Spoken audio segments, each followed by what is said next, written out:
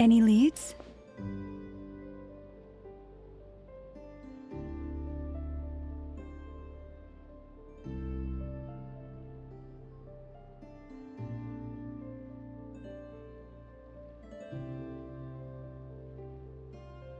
Nope. Diddly squat. No clues to where he might be hiding. It feels like we're sitting on a powder keg that could go off at any second. Ugh, I hate this feeling. So, you guys didn't find anything either? Not loving the word either. I questioned a few Ratniki and eventually narrowed my investigation down to one suspicious individual.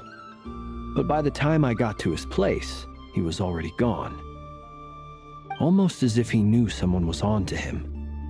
Either that, or he's just extremely cautious and doesn't stay in one place for long. He's been biding his time for a while now. The question is, where or what is his next? No idea. Since regaining his body, he seems to have lost all interest in the fragment in my possession.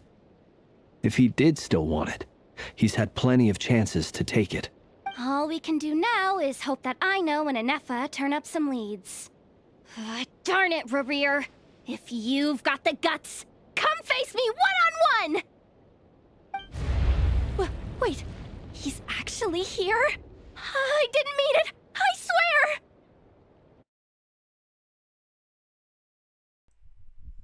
Oh boy, I was on mute.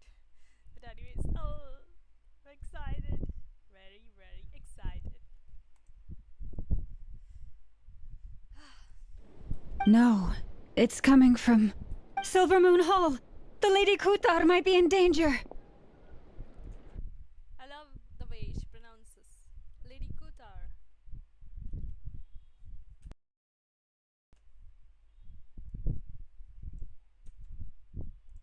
Let's get over there! Quick! Let's go, let's go, let's go.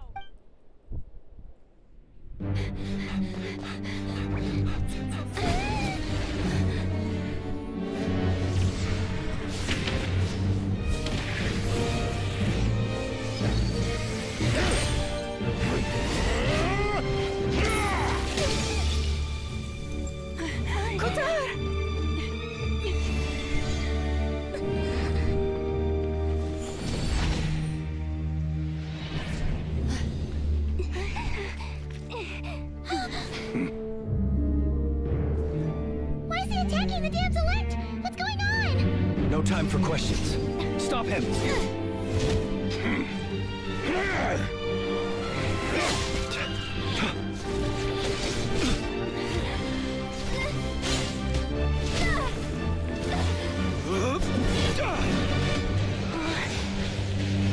This is insane.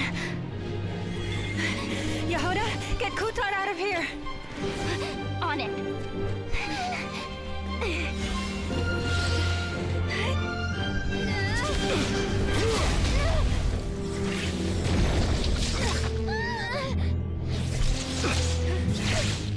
Look where your feeble light has gotten you.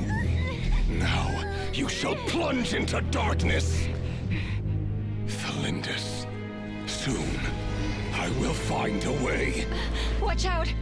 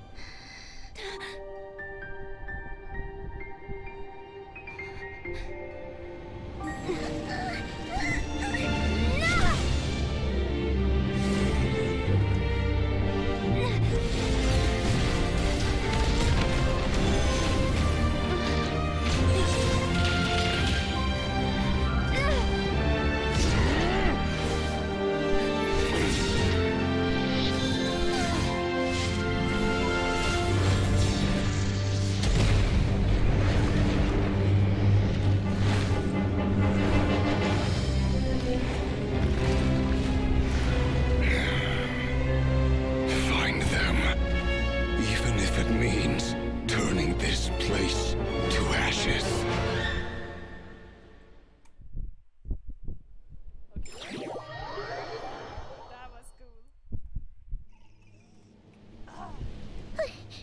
That was too close. Dang. We barely made it out of there alive. What's that guy's deal? How'd he get so crazy strong? He's one of the 5 sinners, and that probably isn't his full strength. He's a threat to this entire nation. I doubt his strength could even be measured by conventional standards. I have a question. Go shoot, I know. When me and Anefa showed up, we saw him chasing after this lady like he wanted her dead. What was that all about? We weren't there for the whole thing either. They were already duking it out by the time we arrived. Yeah, we didn't see how it all started. It all escalated so quickly, we had no choice but to step in. Kutar, can you shed any light on the situation? Kutar. Cross-checking database. I see. So you're the one that the Frost Moon Scions refer to as the Moon Goddess? The cat is out of the bag now. Wait, she's the moon goddess? Oh, no wonder she looks just like all those statues. There are many reasons why people might worship the moon, and just as many why they might despise it. I've never met that person before, but there was no mistaking his deep-seated hostility towards me. Why he holds me in such contempt, I cannot say. But since he hunts the power of the moon, it's no surprise that I am a target. Kutar. There are many potential motives. For instance, you help the traveler escape his grasp. This could be his way of taking revenge. It is also possible that he covets the Kuvaki inside you and seeks to take it for his own. The list goes on. But right now, devising a counter-strategy should be our #1 priority. The likelihood of this location being discovered is close to 100%. A counter strategy? We don't stand a chance against an enemy like this. But still, she showed the bow and arrow. Yay. Surely our only option is to run. He's not gonna chase us to the end of the world, right? So as long as we can sneak out of Nodcry undetected. No, I can't say that. Come on, Yehoda. This is serious stuff. You can't suggest we all just chicken out. Running is our only option. Bingo. Huh? You seem surprised, but what other choice do we have? We are facing an enemy we cannot possibly defeat in battle. Well, I mean, yeah, but still. It's not too late. I can distract him, so you'll have plenty of time to make your escape. Wait, what? You're gonna act as bait? We tried so hard to protect you. I mean, Doesn't that make sense? I'm the one he's after. There's no need for you to risk your necks on my behalf. A coyote doesn't stop for bypassers while it's howling at the moon. What is it, Loma? The Frost Moon Scions have already grown accustomed to life without their goddess. My presence here is no longer essential, and this is not my home, so you needn't ask me to stay.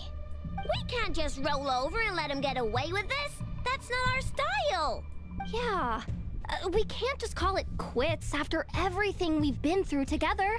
Besides, she pretty much saved my life back there. If I just ditched her now, I'd never forgive myself. We can't overlook that you have saved our lives multiple times now.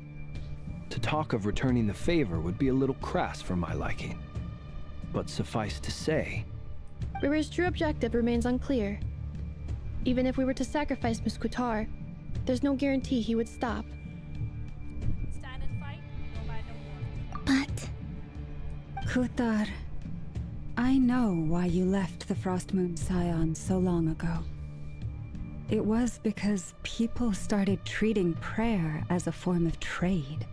They would make self-centered wishes, force you to accept meaningless offerings in return, and then expect you to perform miracles for them, as if that were their entitlement. If it were me, I might have walked away too. But I believe that time can change everything, and that sometimes it takes losing something precious to appreciate its true worth. After much reflection, I've realized that this was never about whether the Frost Moon Scions need you. Any relationship based on need is purely transactional. What I truly hope is that you'll choose to stay, not out of obligation, but as part of our family. You were born here, and now you've returned. Who knows? Perhaps it was the moonlight that guided you home. Thank you, Lauma. But my power is on the wane. I'm afraid I will be of little use to you now. We will find a way, and it's our turn to help you now. Very well then. I'll do as you say. We will just give some time, and the moon power will start to wax and freeze. Both times you saved us, we were transported across great distances in an instant. Is that one of your powers as the moon goddess? It is, but I find it very draining. I barely managed to pull it off just now, and it will be some time before I'm strong enough to do so again. Rejected by the world, my power is dwindling, like a lake cut off from its source. Away. Now, it has almost run dry.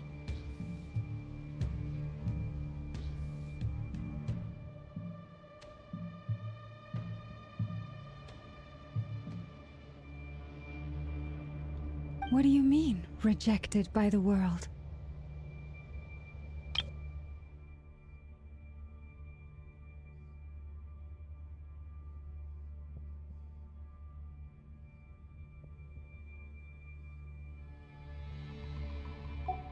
The three moons belonged to the ancient bygone era in which they came into being.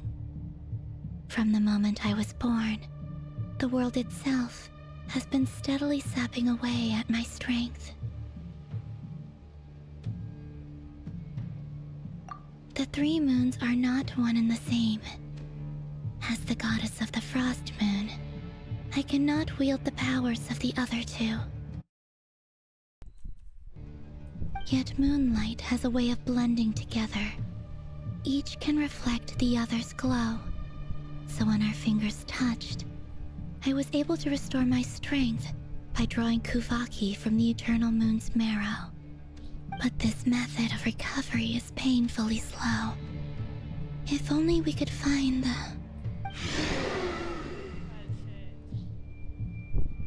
It's the Wild Hunt! Even faster than we expected. We'll have to finish this conversation later. We'll have to find them. See how those wild hunt creatures are running away from us. They're likely just a scouting party, which means Rerir won't be far behind. Then what are we waiting for? Let's get the heck out of here!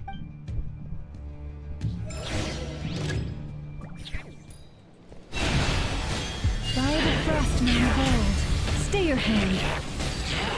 Look! The rainbow! Installation chamber deployed. Oh, they just keep coming! This is driving me nuts! Rerir's closing in on us. We need to pick up the pace. There's too many of them! And this time, we can't fall back on Kutar's help to escape! This goes on much longer.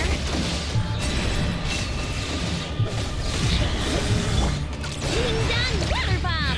Cleanup sequence initiated. Annihilation mode. Leave this place. By the Frost Moon of old. The long sweet bells.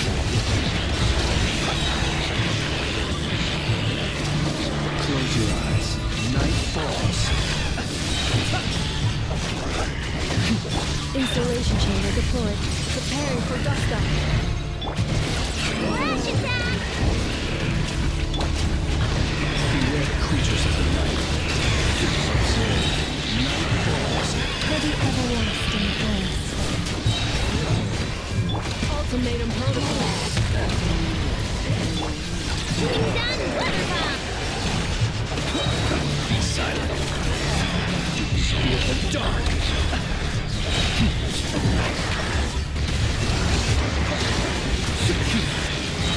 With one heart, annihilation mode.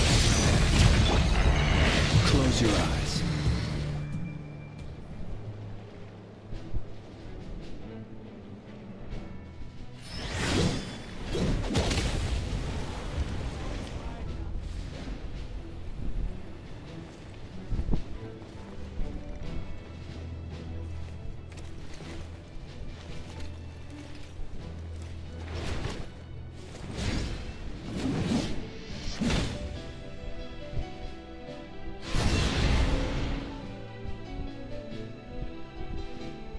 What's the matter? Bit off more than you could chew?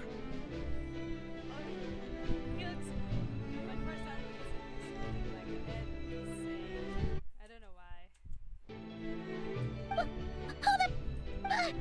Who are you? Can't you guess what it looks absolutely like a monster? Uncle Varka! You're back from Amspartnir? Whoa! You're Varka? Grand Master of the Knights of Favonius?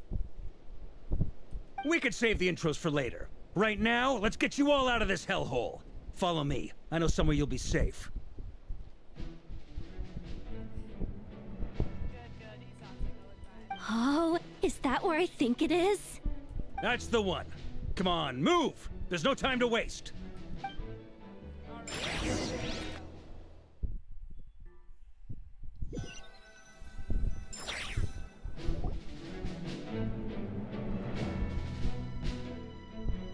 Wow! Where are we? This is so well hidden. I like his game. Well, that goes without saying. This is the Knights of Favonius' meeting place in Nodcry, and a contact hub for the Northern Intelligence Network, aka the black market of intel. No matter what faction you're with, it's the place to buy and sell information. Their headquarters are in Nodcry, but they've got contacts in every nation.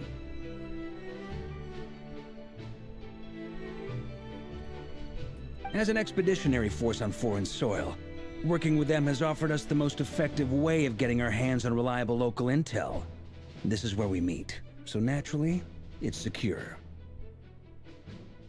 Anyway, where were we? Folks from Nodcry should be pretty familiar with me by now, but I believe this is the first time we've met. Allow me to introduce myself. I am Varka, Knight of Boreas, and Grand Master of the Knights of Favonius.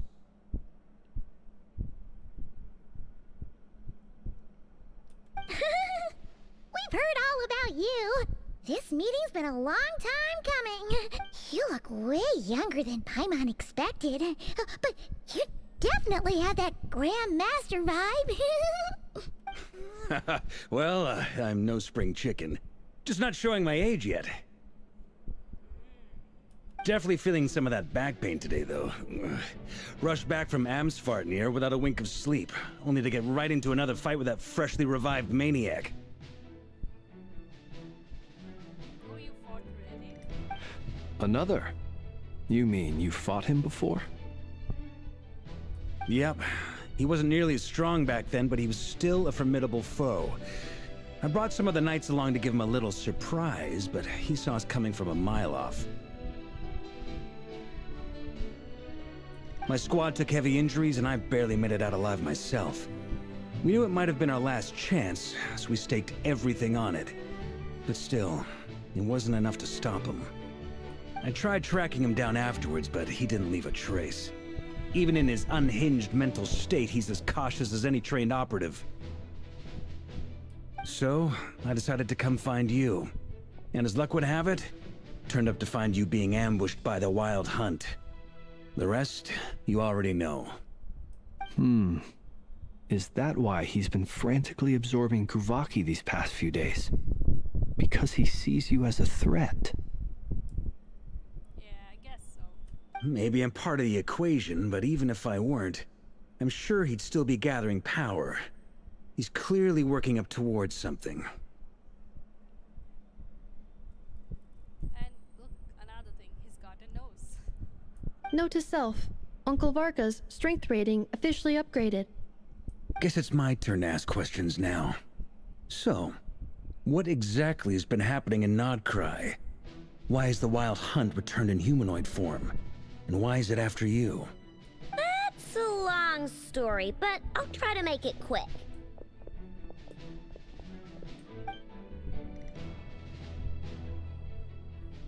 Wow, I had no idea so much had happened. Sounds like you guys have really been through it. So, the Kutar is actually a Fatui Harbinger.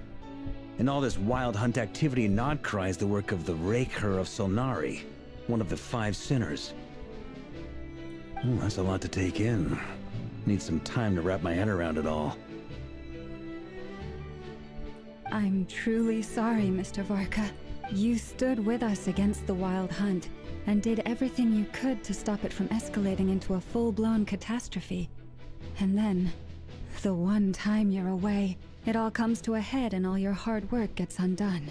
You've got nothing to apologize for, Miss Moonchanter. You can plan 100 steps ahead and still slip up. That's just life. No one knows what tomorrow holds. You can't predict which way the wind will blow next. And, to be perfectly honest, I can't say I'm surprised. For all the times we've defeated the Wild Hunt in the past, we've never been able to completely wipe it out. Turns out, we were just delaying the inevitable. But now that a new variable has come into play, fate may well take a different course. A new variable? You mean... us? Who else? And in a strange way, I think his resurgence might not be an entirely bad thing. The Wild Hunt is like an unrelenting force of nature, but Rerir is an individual with an agenda. He's gotta have a weak spot somewhere. That said, while Aino was explaining everything just now, some of the points that Mr. Flint's added caught my attention. You mean about our mystery ally? That's right. From what you've said, not only did they lead you straight to some key files, they also shielded Hisi Island from a lethal Kuvaki blast. I don't know who or what could pull something like that off. Heck, even Miss Columbina doesn't have a clue.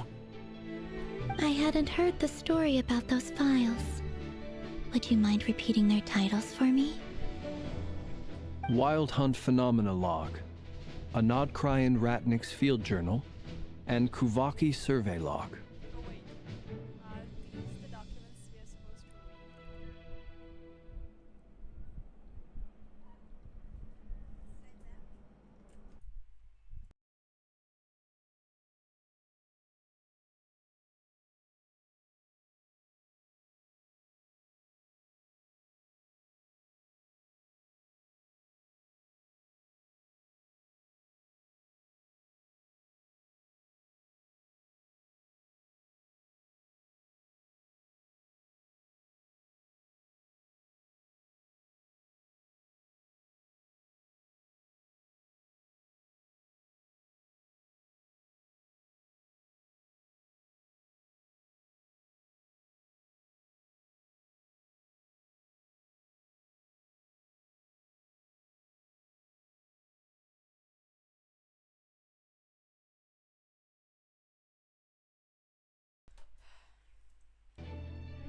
Oh. No. Still doesn't ring a bell.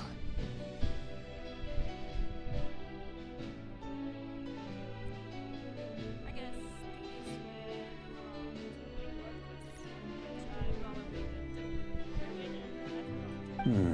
Another dead end.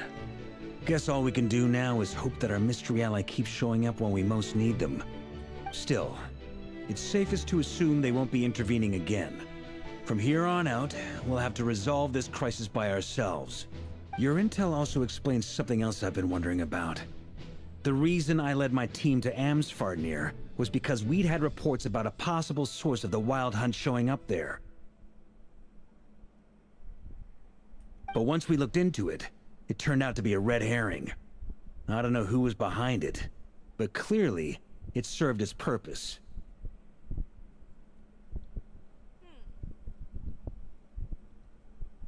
I doubt it's by chance that he happened to make his comeback while my attention was diverted. And from everything you told me, it sounds like his scheming began well before his return. So maybe luring me away was all a part of his plan. But then the unexpected happened and the traveler joined the team. But is it even possible that he orchestrated all of this by himself? I don't. The Moon Maiden and the Raker of Solnari. Nodcry of all places. The way everything is unfolding, it can't be a coincidence. So, what do we do now? Got any ideas?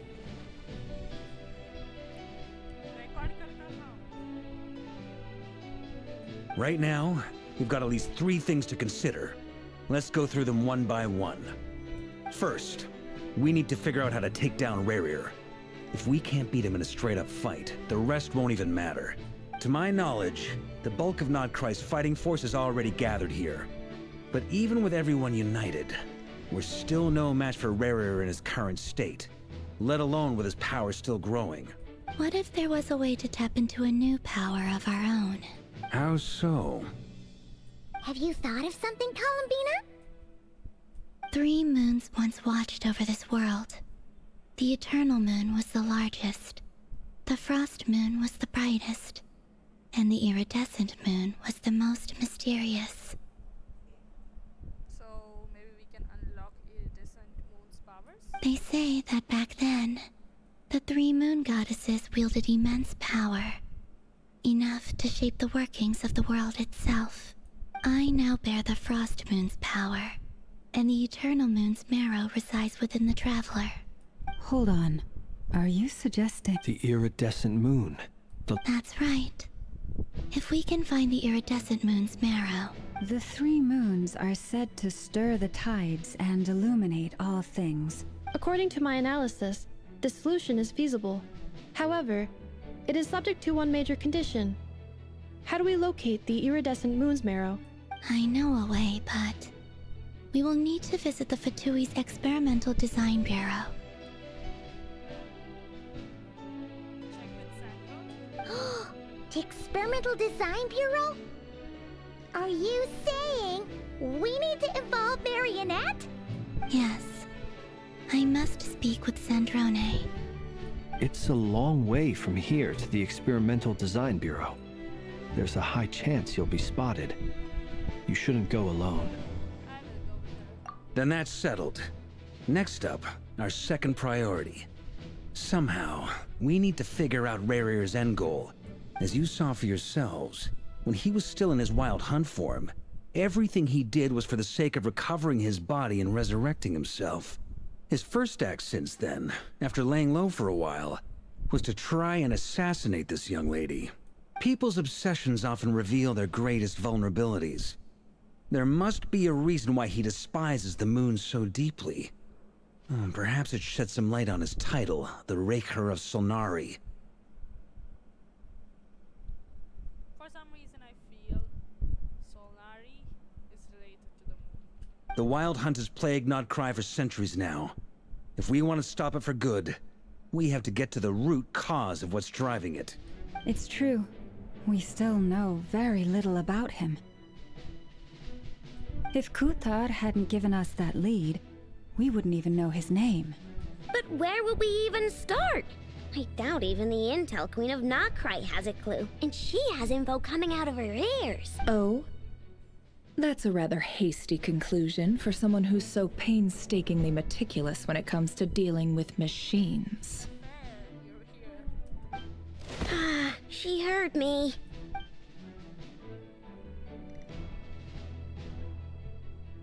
Boss! What are you doing here? I'm now asking myself the same question. I received a letter from a humble knight of Favonius, requesting a meeting to discuss a major business deal.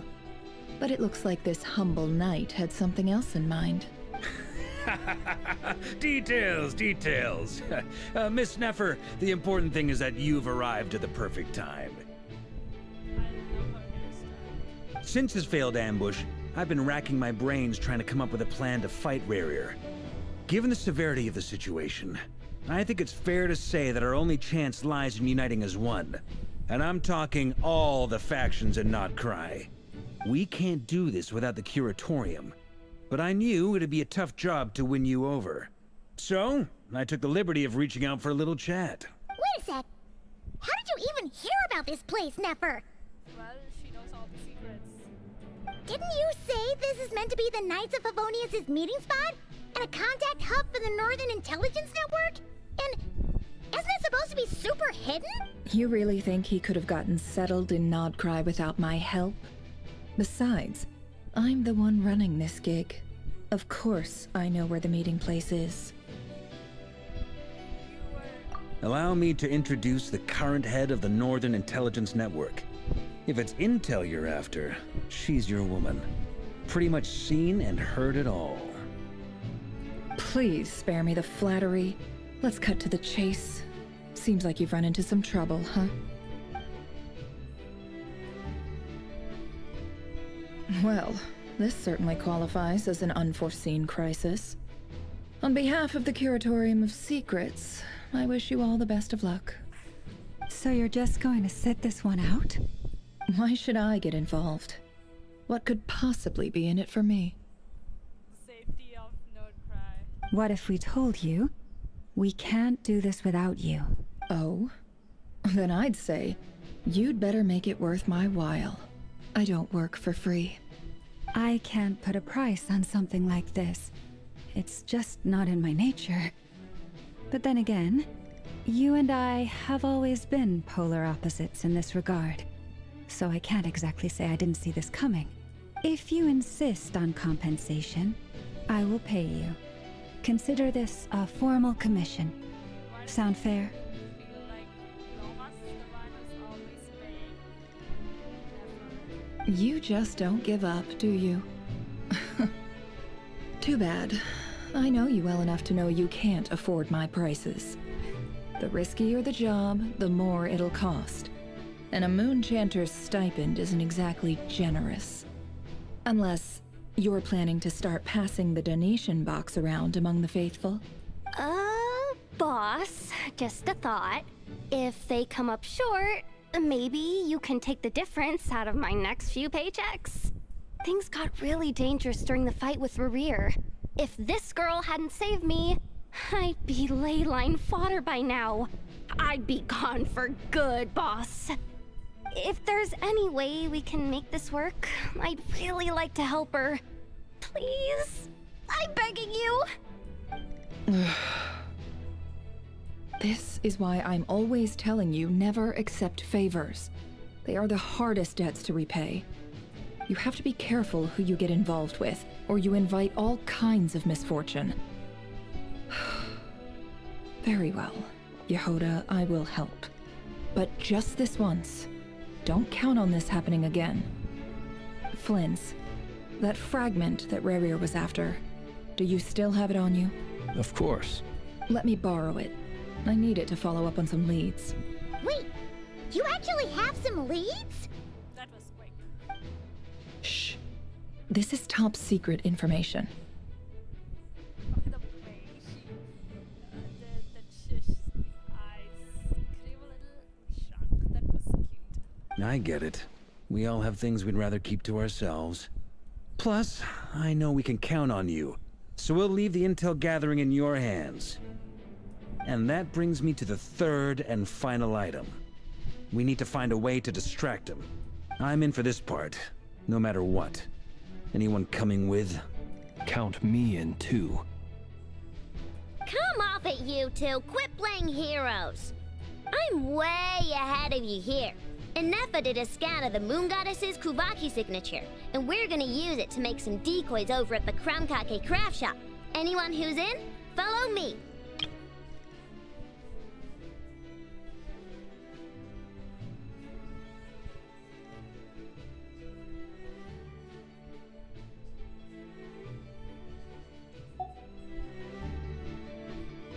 I think that's a good idea. Once they're ready, we'll deploy the decoys across Notcry. So as long as the rest of you keep moving, he won't catch on to your scent and won't be able to track you down. I like it. Genius idea. No biggie. All right then. We'll split into 3 teams. Once your team has finished their mission, return here and wait for the others. Dismissed!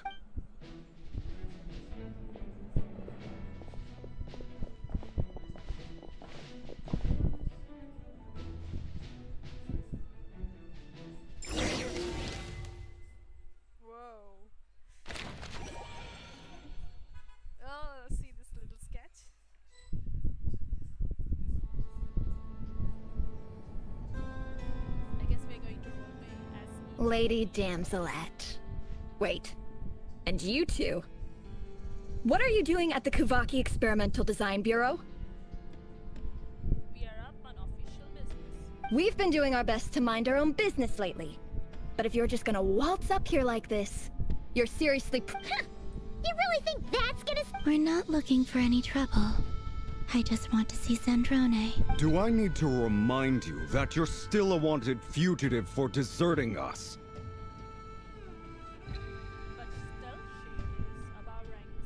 Then you two, and you should listen to us. Out of consideration for our former ties and the crisis we're all up against, we'll let you leave in one piece. But don't even think about trying to get inside. Let them in. Yeah, let her in. But Are you going to make me repeat that? no, my lady. Oh, she's Zandrone seems to be in a good mood. Must be maintenance day.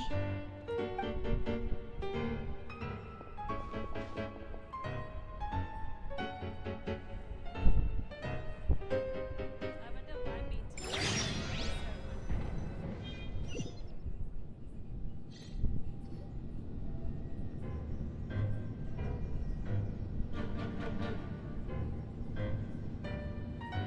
The footsteps were in sync with the So tell me, to what do I owe the honor this time? Actually, before you answer that, just so we're clear, we're not colleagues anymore, Columbina. I don't owe you anything. Oh, did you owe something? I promise it's nothing big. It's nothing big, alright. It seems like you've gotten the wrong idea here. The only reason I let you in was because I was bored. It seemed like a way to kill some time and satisfy my own curiosity.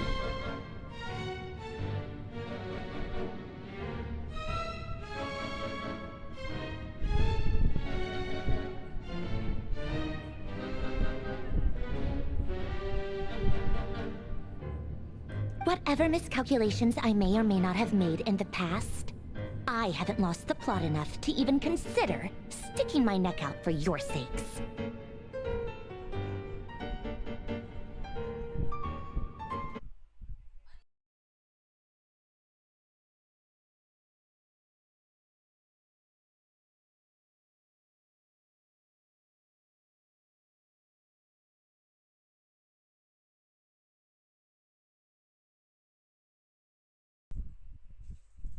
I'd like to speak with Arlecchino.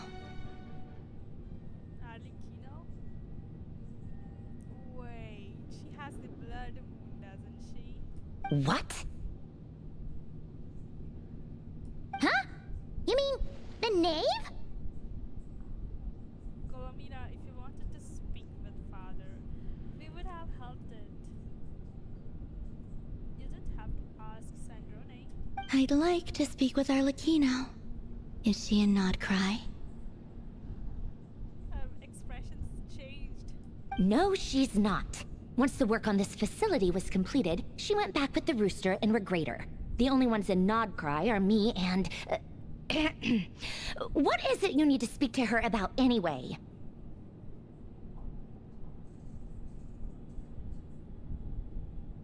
The rooster, the Regrator. She didn't say but the Dore, but Rerir is hunting me. If I'm going to face him, I must first retrieve the lost moon. they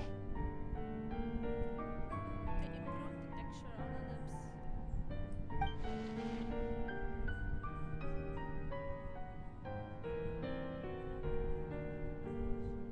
She has jewels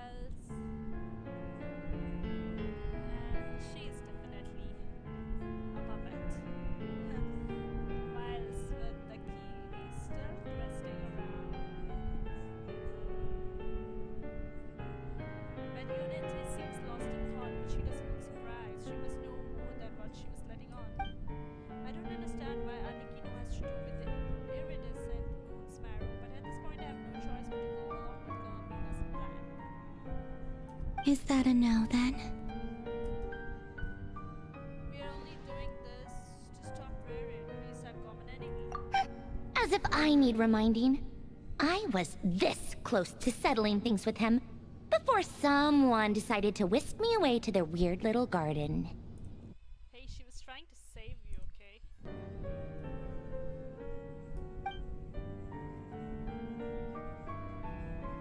Have you held any tea parties lately? Tea party. Tea parties? Yeah, obviously. You don't seriously think we'd pack it all in just because you aren't here. If anything, they've been more eventful than ever. Just me, Arlecchino, and a bunch of insolent and sensitive guests who won't stop asking where you've gone. Oh, they've been a real joy. Insensitive guess. I bet you served them the worst tea you have. Just like you used to do to me when I upset you. Who cares about how good the tea is when there's no one around to drink it? I keep losing people. Oh. First Rosaline, now you. I'm running out of people who can make me laugh. Honestly, what could be more ridiculous than the multi-centenarian goddess, who's only ever had the plain herbal tea she received as offerings? It's been ages since we last heard about Sigmara. You'd always brew a different type of tea for me each time. Was it really just to see how I'd react?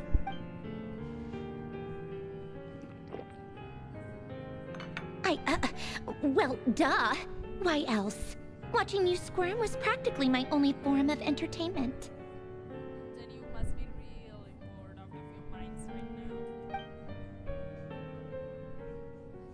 Archon, you've been trying to introduce Colombian to new flavors. Maybe all that coldness is just an act. They actually get along. Oh, yeah.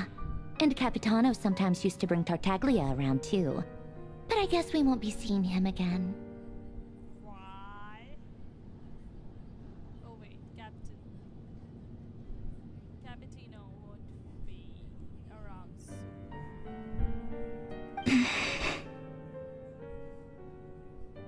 Okay, that's sad as well. She keeps losing people. Okay, that's depressing. Well, I guess we are overdue for a get-together. Polonia! Have Favronia pass a message to Arlecchino for me. It's time for tea. Will suffice. Pass along a message for me, too, if you would. My body cannot contain the marrow of 2 moons, so I'll be leaving one of them in her care.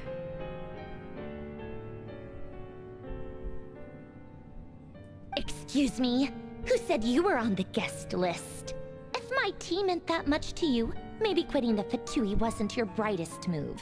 Okay, she's actually sad that she left the Harbingers and went away to live in a secluded place. Back when you were under the Tsaritsa's protection, no one would have dared come at you so openly.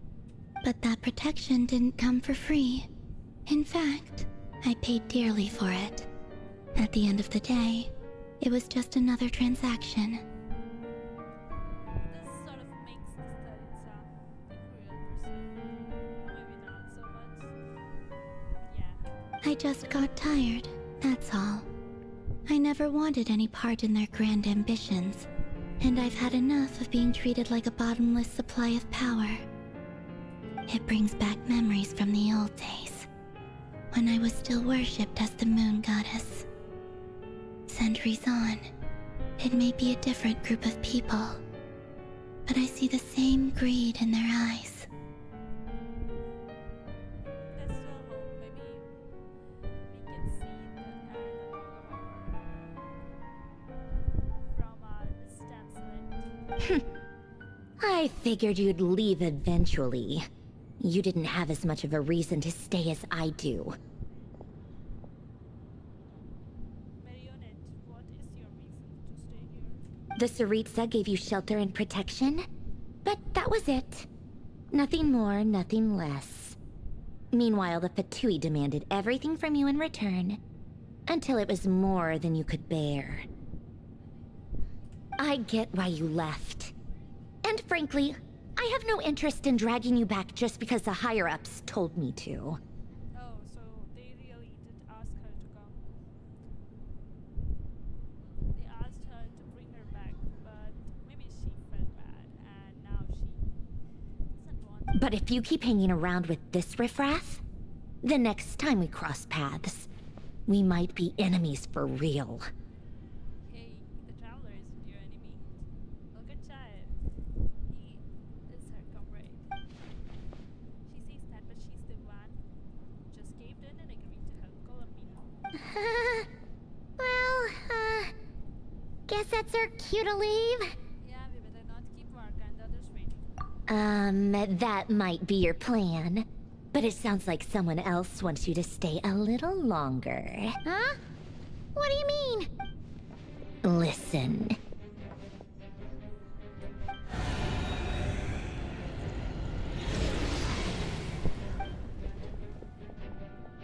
My lady, it's the Wild Hunt.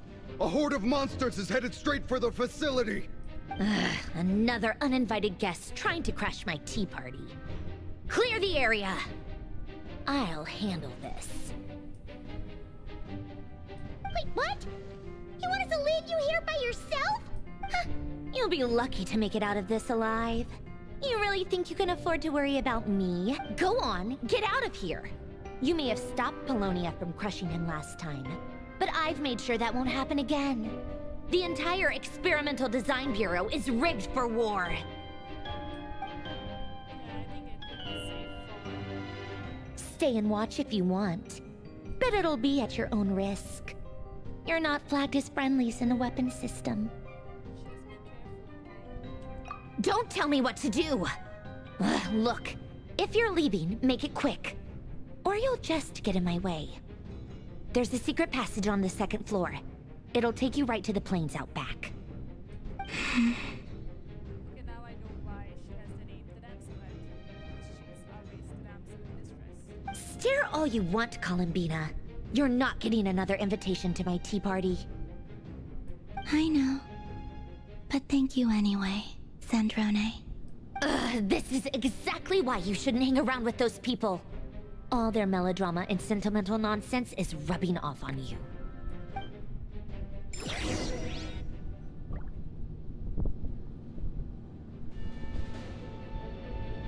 Come on then, Mr. Ray here. Let's pick up where we left off. It's your Wild Hunt monstrosities versus my beautiful creations. Let's see who comes out on top.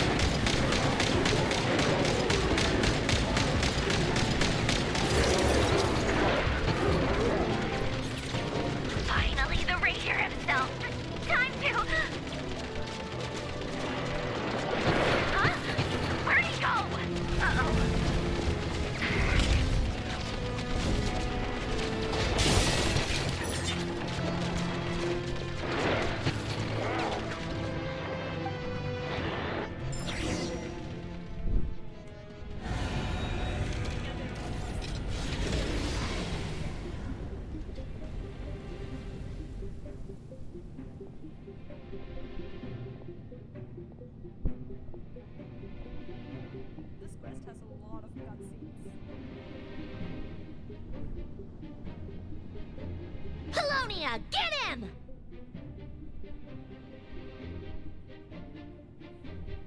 I've upgraded Colonia again since our last encounter, and uploaded every last scrap of your data. So let's finish this, once and for... She's not here. Where did she go?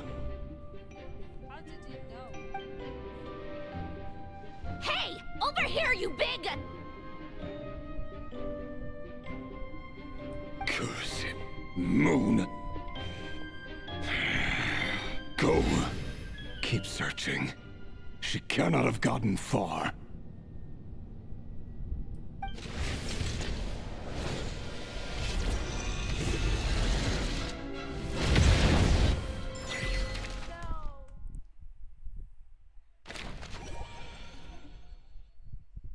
No, it's never.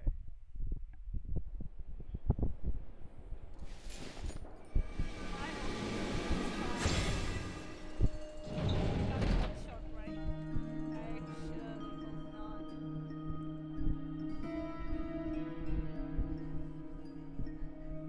So this is your method for investigating Rarir's past? It almost looks like some kind of ceremony. Good deduction. But it's quite a different affair from what you're used to with the Frostmoon Scions. Whoa! First time I've ever been in here. Boss always said it was off limits, so I pictured some kind of creepy dungeon. But it's actually kinda nice. Oh, I guess this must be Sumero decor? That's where Boss is from. And that nice shopkeeper who sold me my treasure compass.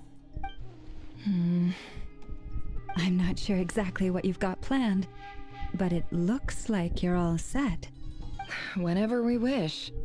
But for some reason, I've got a feeling this isn't going to end well. Don't say that, never. I've never faced Rarir myself, but from what you've told me, his power is beyond anything I could imagine. I hope that it stays that way, and you don't meet Rary himself. I, on the other hand, am just an ordinary businesswoman. Our paths should never have crossed, yet here I am, forced to make an enemy of him. If you ask me, you're about as far from ordinary as it gets. So what are you saying? You're getting cold feet? Once I take a job, there's no backing out. Still, I have to ask myself if the power I'm relying on will even work on an opponent of this caliber.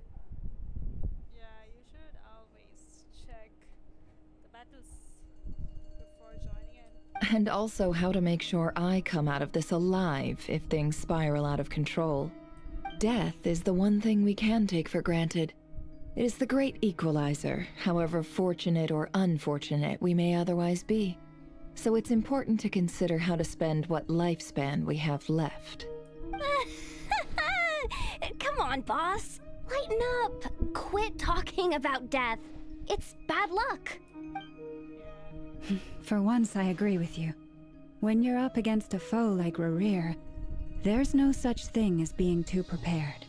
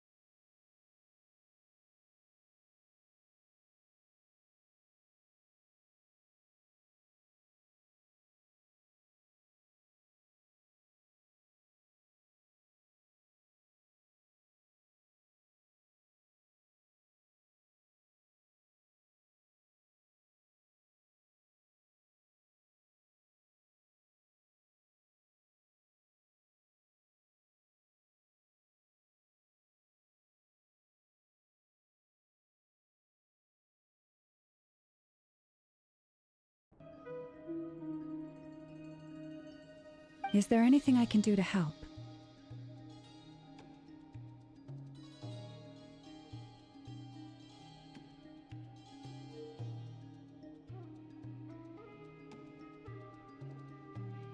That won't be necessary. I've already made up my mind.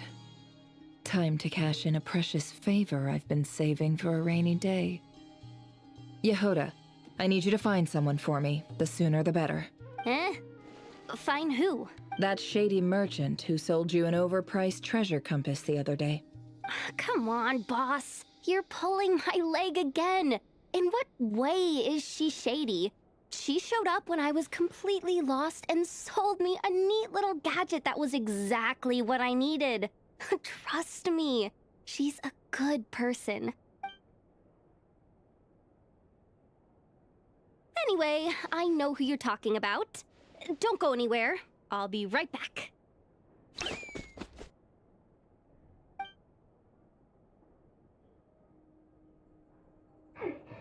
grabbing me. I genuinely can't run any further.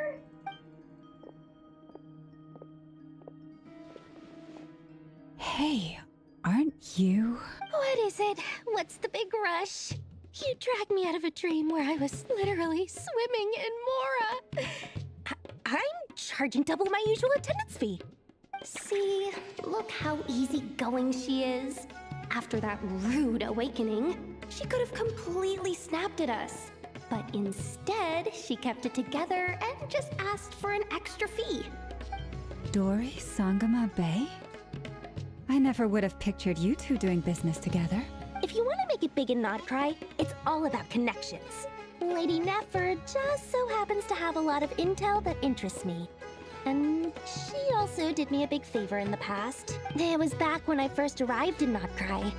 My trusty assistant, the genie in my lamp, had an adverse reaction to the Kuvaki and fainted. And when you know it, that's when I suddenly find myself in a life-or-death situation. Good thing my compatriot was there to swoop in and save the day. I've been giving her a 30% discount off all of my goods ever since. Now, so that no one here feels left out, I'm willing to extend a 20% discount to fellow friends of Boss Nefer. Plus, any other friends you send my way will enjoy 10% off. What can I say? The great Lord Sangama Bay is nothing if not generous. So, let me guess. You've run into some trouble? I've got everything you could possibly need, and the more you buy, the more you'll save. You guessed correctly. What have you got in the way of survival gear? The one type of gear I've never been short on. What are you looking for? A jetpack fresh from the Academia's labs? An ancient suit of armor, dredged up from the bottom of the sea? At the very least, I need to know what kind of opponent you're dealing with here. If even you're worried about staying alive, it must be pretty serious.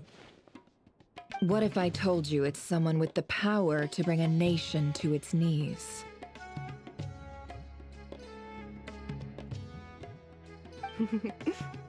Is that so? Then we really are talking top-shelf treasures. I don't have anything like that in stock right now. I'll have to ask my supplier. Your supplier? A powerful woman, make no mistake. I can't reveal her identity, but luckily for you, I hear she's... If you're willing to wait, I can ask her when she's here. Then, let me put it another way. What would you do if you encountered an enemy like that?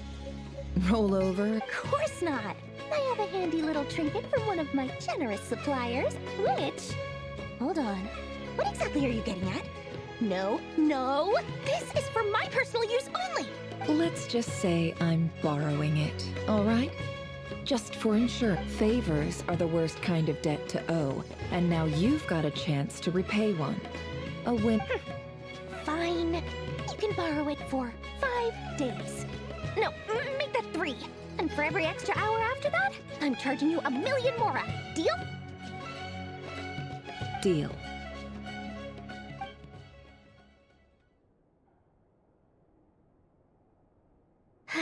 What a way to start the day. Now, was there anything else you wanted? Or can I go back to bed now?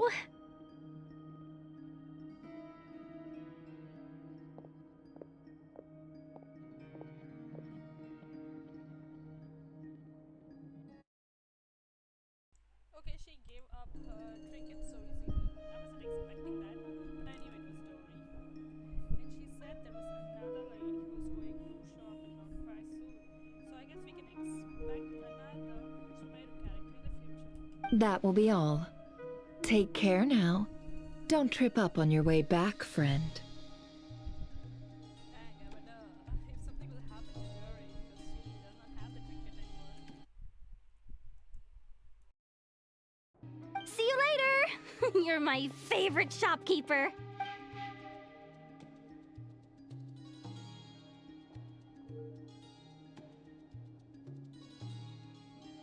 Excellent. Everything is well and truly ready. The ceremony can now begin. After initiating the ceremony, your minds will follow me wherever I go. You will see many strange things in your mind's eye. So remember, don't be frightened, and don't make a sound. Now then, let us peer into the Raker of Solnari's past.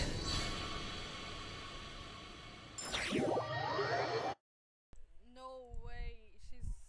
She has the ability to look into people's past. I made it. I don't recognize this style of architecture. Must be Conrian. Simple furnishings, table and chairs. It's a more ordinary house than I might have expected. Looks like the fearsome Raker of Solnari came from surprisingly humble beginnings. Unless this passed for luxury in Conria. Unlikely. It was said to be a very prosperous nation in its heyday. Anyway, I'll keep exploring. We get to play as Nefer. Or things are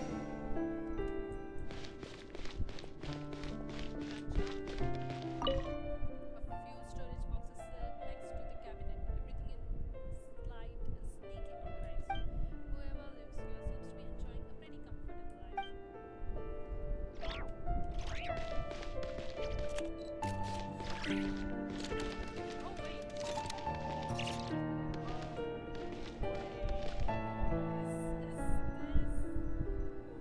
I guess so. That is Darren in his youth.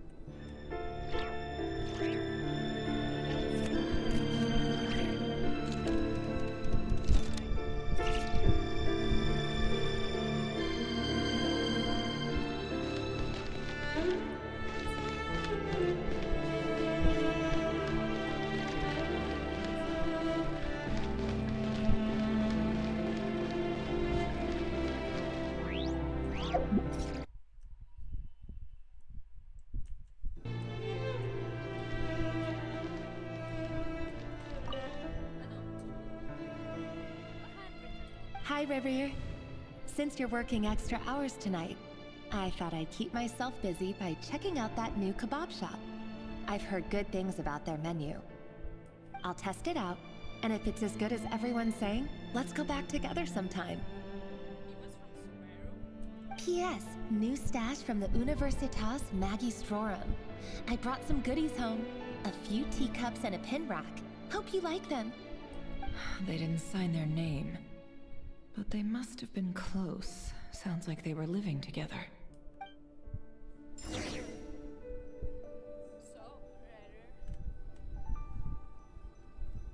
was in a limited relationship. Sorry. Or maybe they were husband and I went over to Joseph's for drinks today. They have a fine collection, but I went alone. Felindus was tied up with something and couldn't make it. Wait, Tolendis. This was the name he said he was trying to find. I believe he said, Tolendis, I'll find you. Wait, I guess the lady who brought him gifts was Tolendis. Joseph asked why I came alone, but I didn't really have an answer. He then went on to ask about other things. If you ask me, someone who asks that many personal questions is too nosy for their own good. But if he invites me again, chances are I'd still go. Felindus. That's the same name Rerir mentioned. Crane imports keep falling. If things don't pick up, we'll soon be back to meat and mushrooms only. Honestly, I'm not a huge fan of that new type of mushroom everyone's been into lately. Didn't it start out as a lab-grown variety? I heard it's even mildly corrosive. Seriously, why would you even eat something like that? I don't care if it's an impressive feat of alchemy. That just isn't the kind of thing I like to eat. Grain has to be imported, and they're eating a diet of mostly meat and mushrooms. Could it be because Conria is underground, so it doesn't get much sunlight? Yeah, I guess so. That would explain why they use so much stone in their buildings. They even use alchemically modified strains for food. Seems like the people of Conria don't have many options when it comes to dining. I've just about saved up enough now. Time to buy it and keep it somewhere safe. Making a big purchase. I wonder what it is.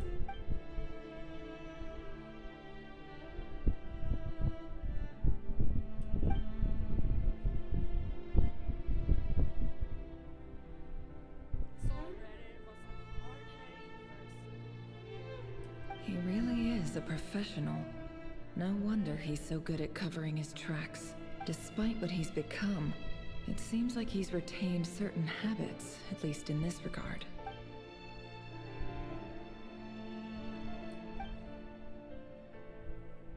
Did Rary rip it out himself?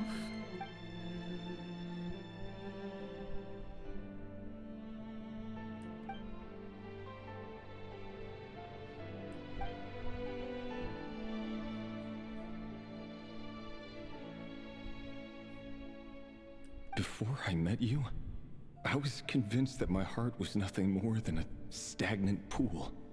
The burial place of a fallen moon. A withered, windless grove where the waters rested forever unrippled. It was you who helped me see that my heart hadn't entirely withered away. That it could still beat to the rhythm of love.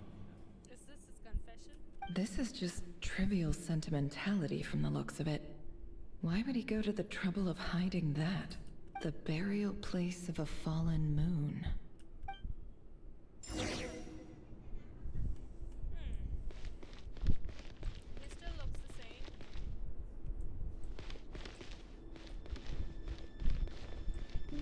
Nothing of interest here.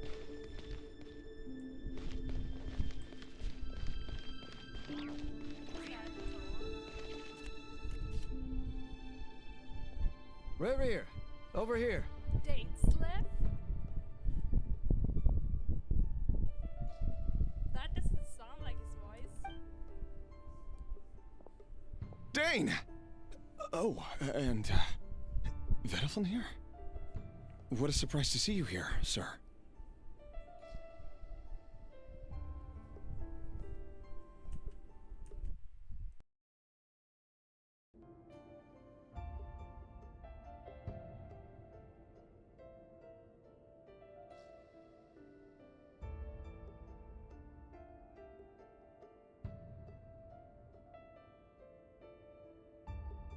Hello there, Rerir. You need not address me so formally outside of court. Oh, we can't see him. He doesn't get that much free time, so I invited him over for a drink. Even the court prophet deserves a break every now and then, right?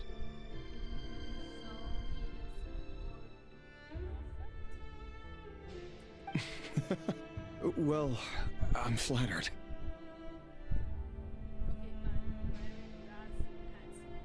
So, what are we discussing today? Hey, don't look at me. As far as I see it, we don't need an excuse to have a few drinks. Come on, don't give us that. Didn't you say you were about to pop the big question? How's that coming along?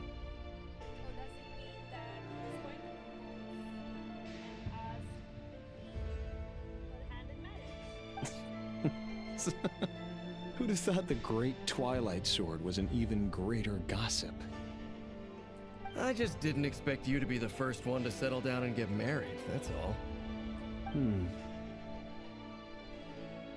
Yeah. If you told me that a few years ago, I wouldn't have believed you either.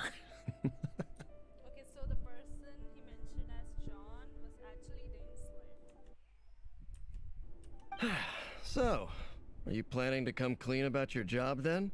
I'm guessing you still haven't told her. Okay, so he wasn't an ordinary person. Sure, I'll have to tell her at some point. But I'll need to pick the right time and place. To be honest, I have no idea how she'll take it.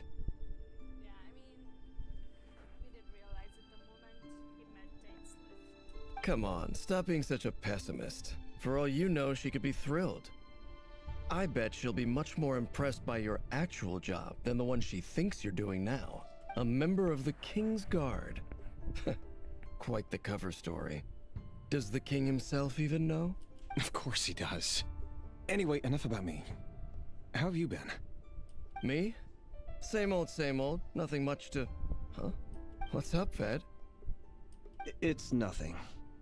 It's definitely something. Vedifulnir, Dainsleif's elder brother. Renowned throughout the court of Conria as the Visionary, and said to possess a wisdom far beyond the reach of any ordinary man.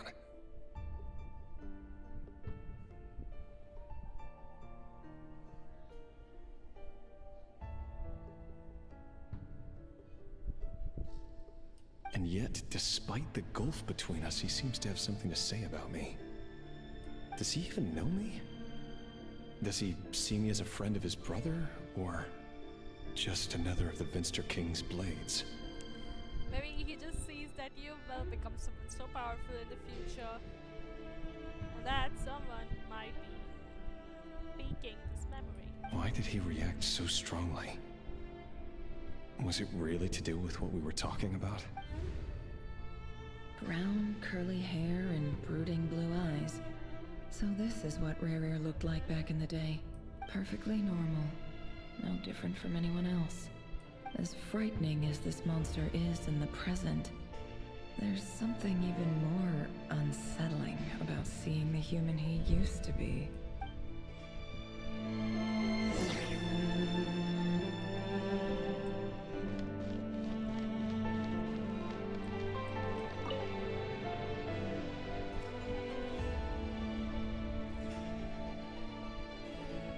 Oh.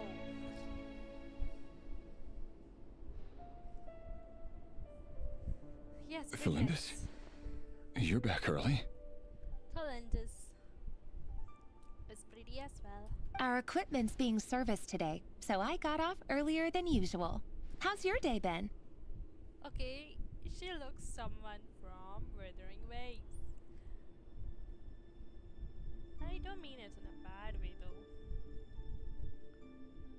though. Aw, why the long face?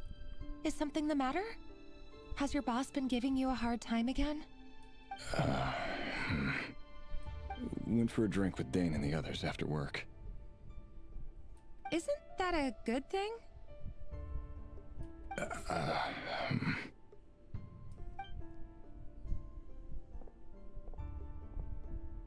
Vedifulnir showed up today too. You know, Dainsleif's older brother. Ah, Mr. Vedifulnir. Yes, I've heard of him. They say that everything he says ends up coming true. He overheard Dainsleif mention that I'd recently proposed, and seemed to have an issue with it. But when I asked what it was, he kept it to himself.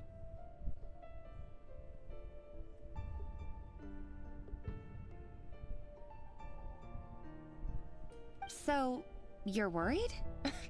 You can be such a child sometimes, Revier.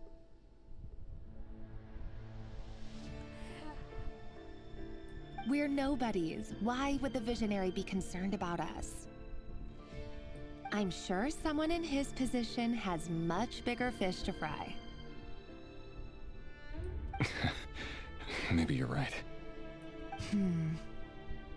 You worry too much, Revier. We've been together for ages now, and everything's been going so well, has it not? You've even proposed to me.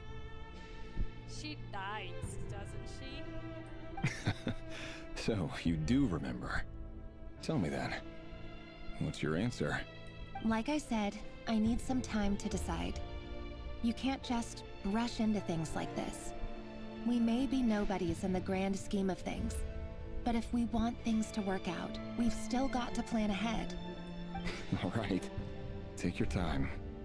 Just don't keep me waiting forever. No bodies.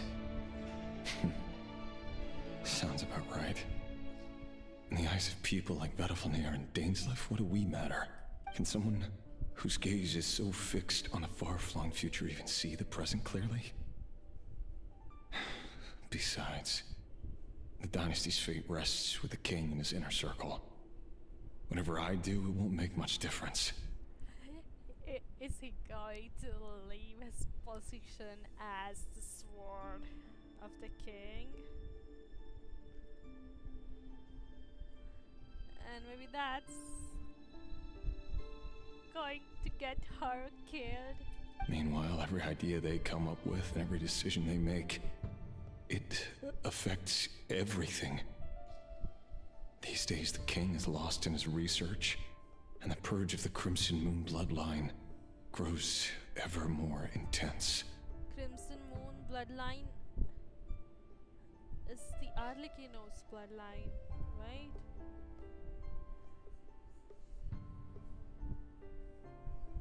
The opposition tried to speak out, but nothing came of it. And I'm under no illusions as to why. Because we eliminated them and got rid of their bodies.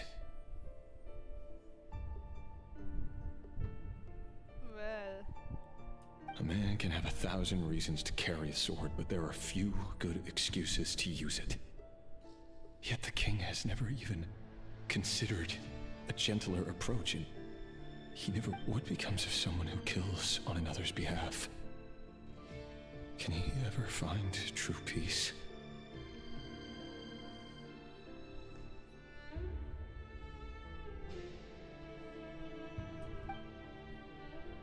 he looks pretty handsome. Thelindis,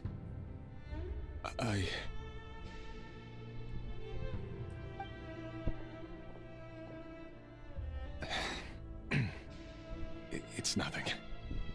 You were right. Fate has never smiled upon nobodies like us.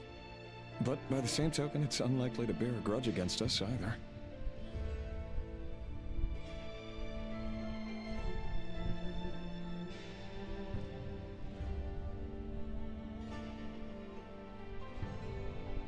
There's no reason we can't keep living happily together, cherishing the simple joys of each day as they come.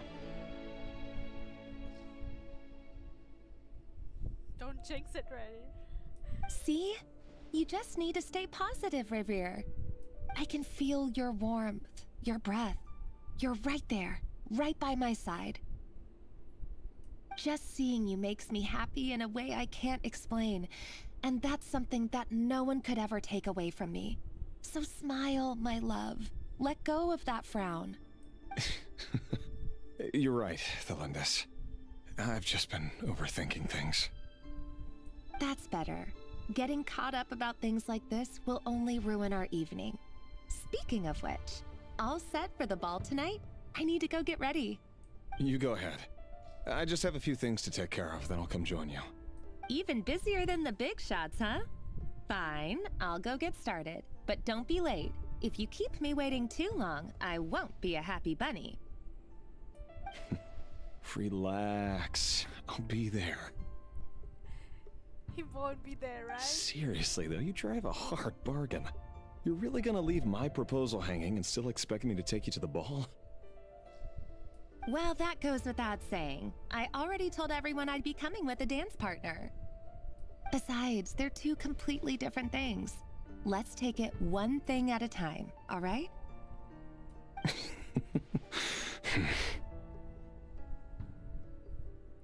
Okay, I'm scared. Alright. White outfit it is. It seems like Rerir was deliberately hiding his ties to the intelligence services by giving the impression that he was just an ordinary member of the Venster King's Guard. He clearly doesn't want his would-be fiancée to know about his other life. Then again, that's hardly surprising. People in the intelligence trade rarely do. Who'd have thought we were in the same line of work? Let's dig a little deeper.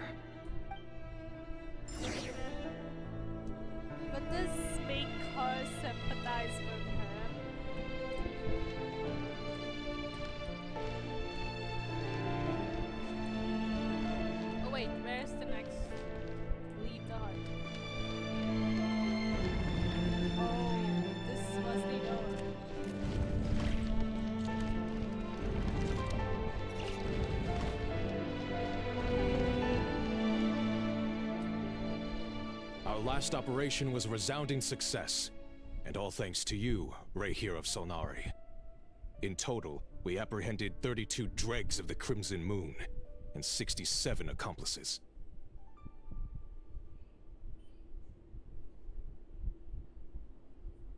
After all these years since the dynasty's fall, so many of them still linger on. Yeah. Arliculum will still exist in the future. Indeed, it cannot be denied.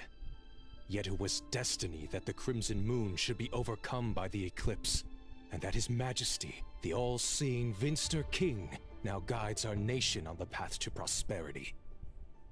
Conria has no further need for a dead moon.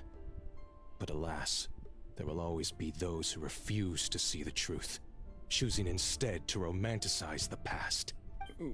That's not entirely true. Much about the Crimson Moon era was worthy of remembrance.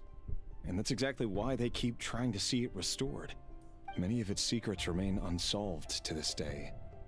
As it happens, that's precisely the field of study my partner is devoted to. No, you shouldn't have said that. What if they kill her because of this info that you just gave someone who is ready to massacre people?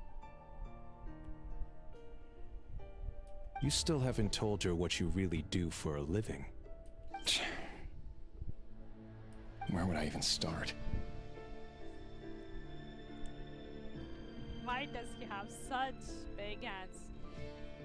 How do you tell someone that you're one of the king's hand-picked executioners? That your hands are steeped in blood? You didn't choose this life, any more than I did. Orphans like us don't get a say. Okay, he was orphan. Excellent. But I'll sure as heck be the one to pay for it. Speaking of which, we need to be more rigorous in the way we identify direct descendants of the Crimson Moon. Someone, it seems, has strong opinions about my future plans. Most likely my marriage in particular. I have a feeling that we may soon become targets of the Crimson Moon's retribution.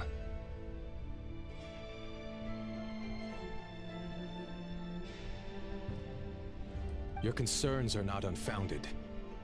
They've taken out many of our colleagues these past few years, and for that very reason. These are no helpless lambs we're leading to the slaughter. They're wolves in sheep's clothing. Take care, Rayhir of Solnari. I look forward to toasting you at your wedding. Okay, at least he doesn't seem like he's against her wife's research. Thanks, Thorkel. You look after yourself, too. Thorkel.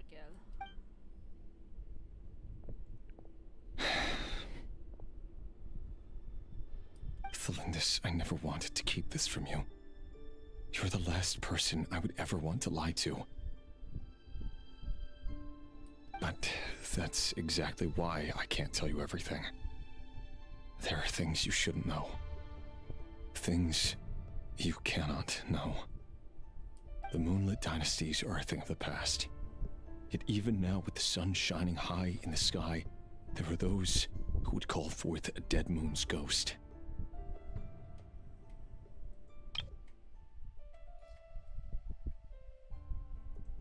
Could that be why Vedalfnir held back? Or was it because of some court secret he's not at liberty to share? I have to get a clear answer from him. No matter what happens, I will protect Thelindis.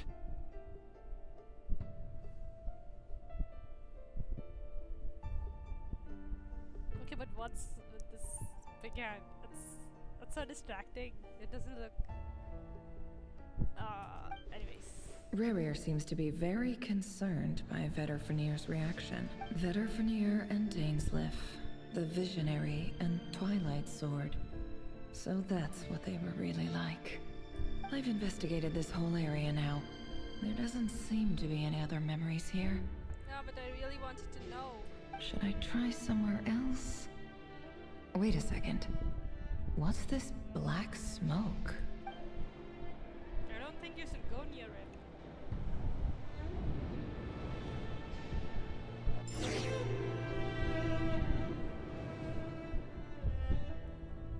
So, he's late after all. Just you wait, Rerir. You're in for it. Big time. Are you waiting for someone, ma'am? Could I tempt you into buying some flowers? Oh, sure. Pick me out a pretty bunch if you would. Why does that scream kidnapper? Thank you. But I'm afraid none of them are as pretty as you. For someone so young, you sure have a way with words, don't you? The flower has chloroform in it, doesn't it? And she'll just... I'm only telling the truth. Look me in the eyes. You'll see I'm not lying. Oh, he's from the Crimson Moon lineage.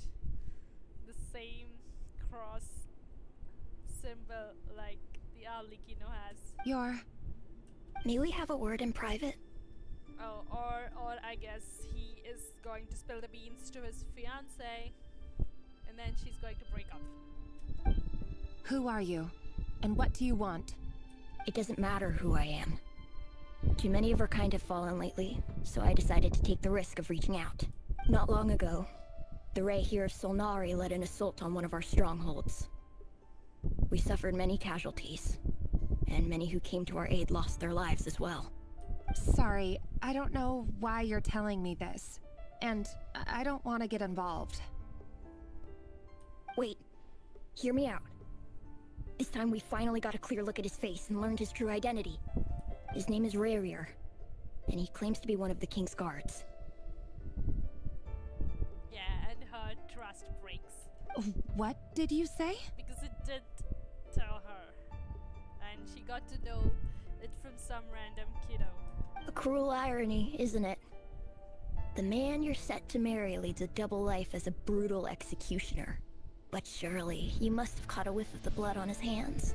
Why are you telling me all of this now? Simple. It's because... How strange. Rarier was nowhere to be seen in that memory. It clearly belonged to Thelindis. Then how can you see it? Rarier couldn't possibly know what happened if he wasn't even there. Why would her memories appear in his fragment? Did he absorb her memories? The ceremony won't last much longer. I think it's time to call it a day.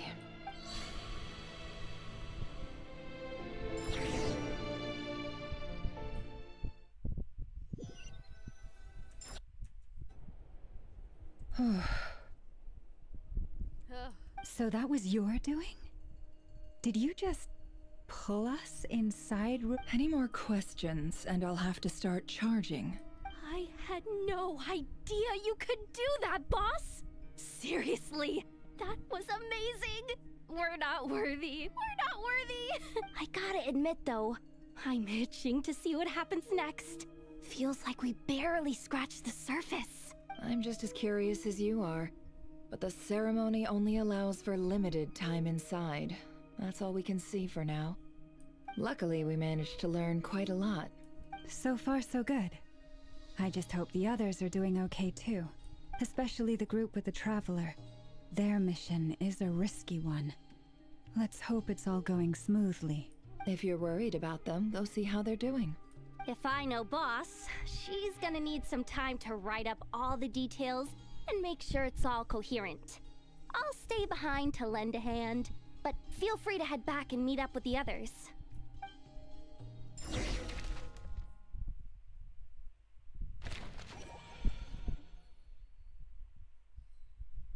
Alright, it's time to run. Oh, they've been prowling around for nearly 2 days now. These things just won't quit. Okay, it's been 2 days. Oh, they might not have seen us yet, but them constantly sweeping the area, our way out is completely blocked. We'll just have to sneak past nice and quietly. Oh, that's never gonna work. One little slip up and it's game over. If they spot us, they'll run straight back to Rarier. And once he knows we're here, it won't be long before he's breathing down our necks again. Be that as it may, but we still have to try. Oh, guess you're right. All right, time to zip it.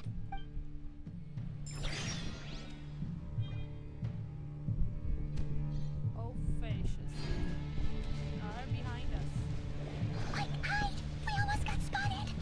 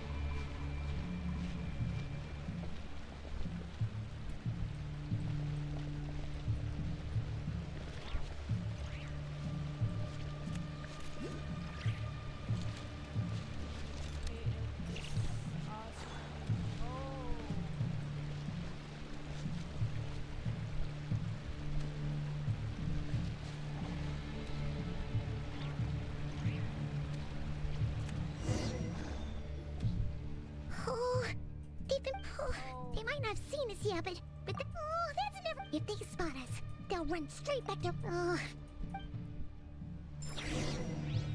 Alright, we do this again.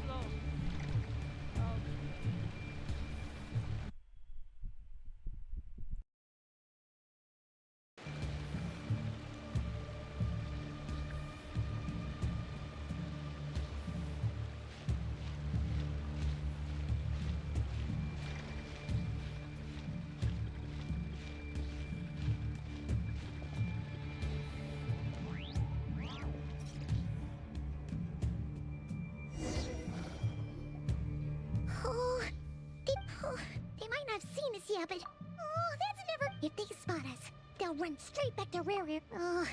Guess you're right.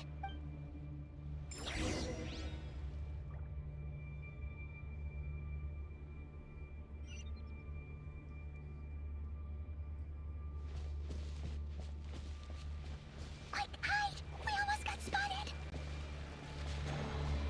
Phew! That was a close call.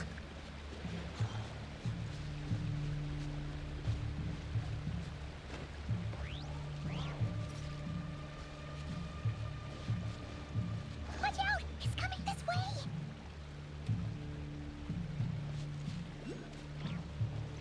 Keep going. We're nearly there. This is the final hurdle.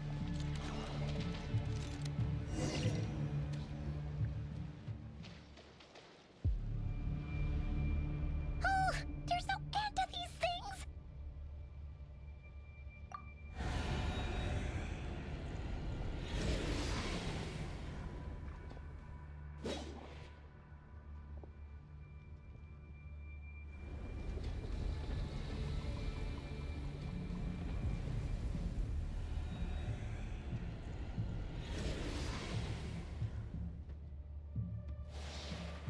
Fire.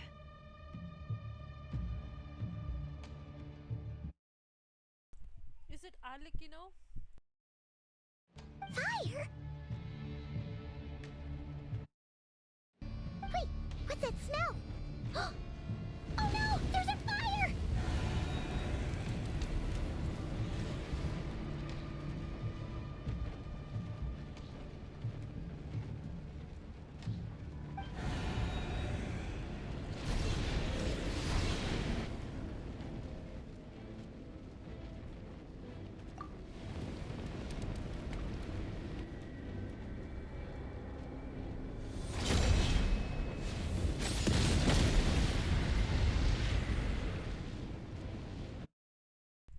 Father! Sandrone was right. You look weak, Columbina. Thank you for saving us. The old you would never have let such lowly creatures bar your way.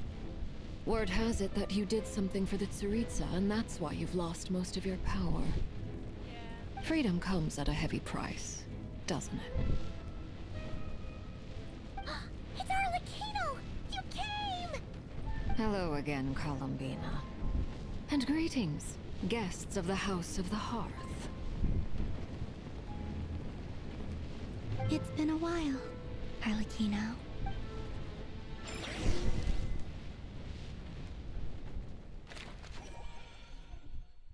Oh, Arlecchinos with D.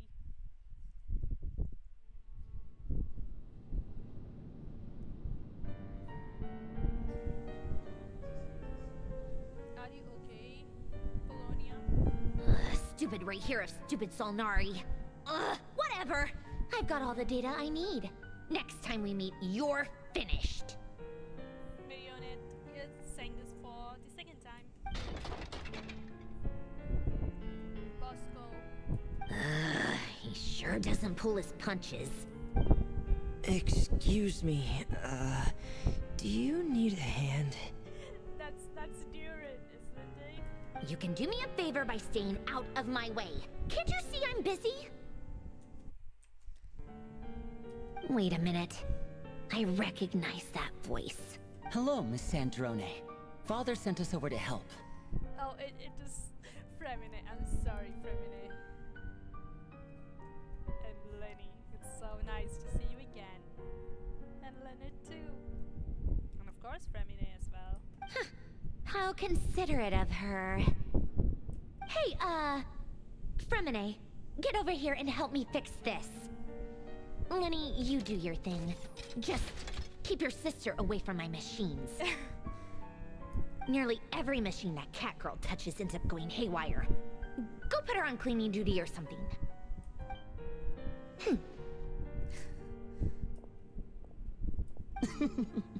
Then let's start downstairs. Fremine, we'll leave this place to you. You've got it. Wait a second. Pretty sure there's still some tea in the cupboard.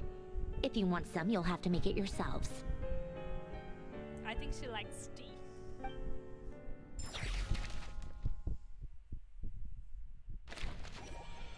Everyone's back to the secret base. And we see Father as well. Wait, before we do any of this thing, let's just audio off. Let's continue. Haha.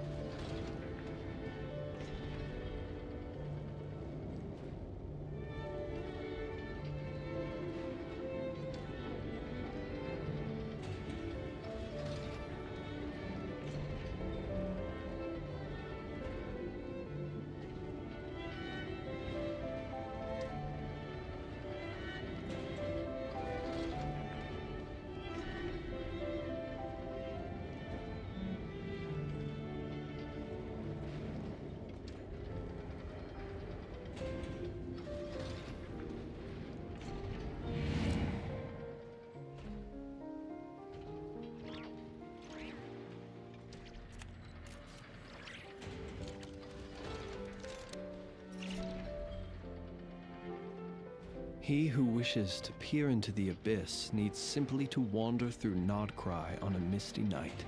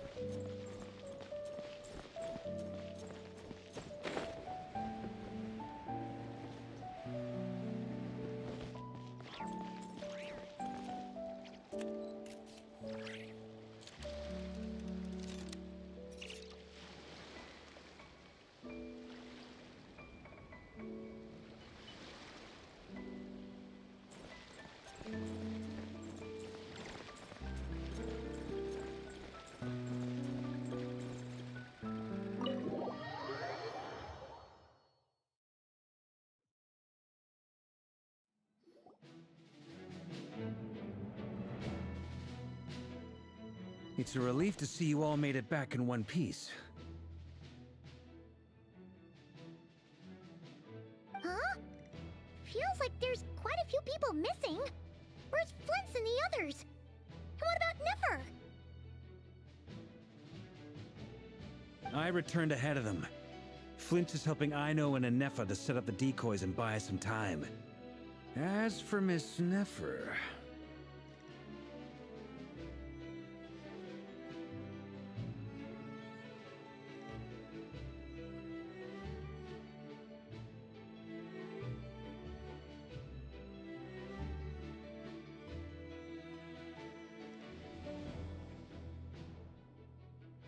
boss is still wrapping things up on her end. She sent us back to fill you all in on the top secret intel we've been gathering.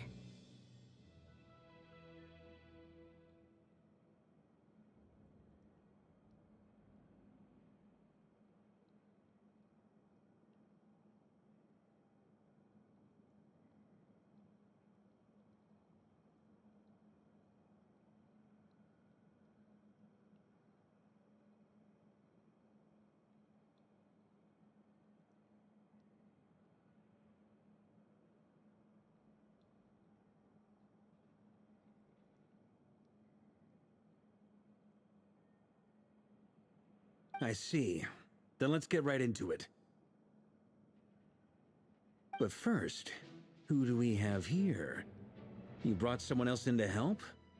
Greetings. I was invited here to help as a longtime Tea Party companion of Columbina's. You may call me Arlecchino. Surely it can't be. Those eyes. Oh, where have I seen them before? Wait, of course. In those memories we just saw. The only Arlecchino I know is the fourth of the Fatui Harbingers. So either you share a pretty uncommon name, or you're more than just a Tea Party buddy. You are well informed, Grandmaster.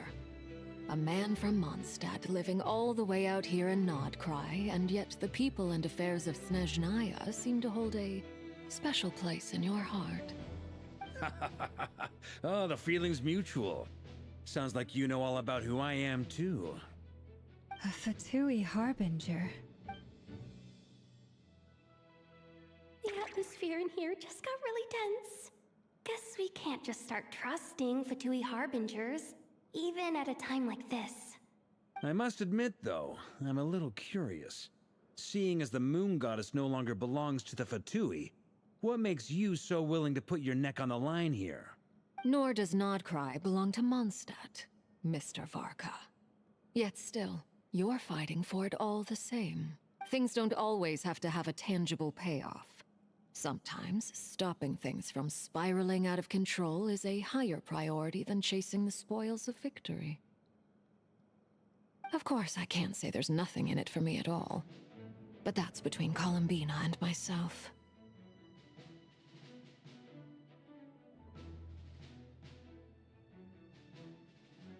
So Arlecchino was instrumental in helping us save the whole of Fontaine.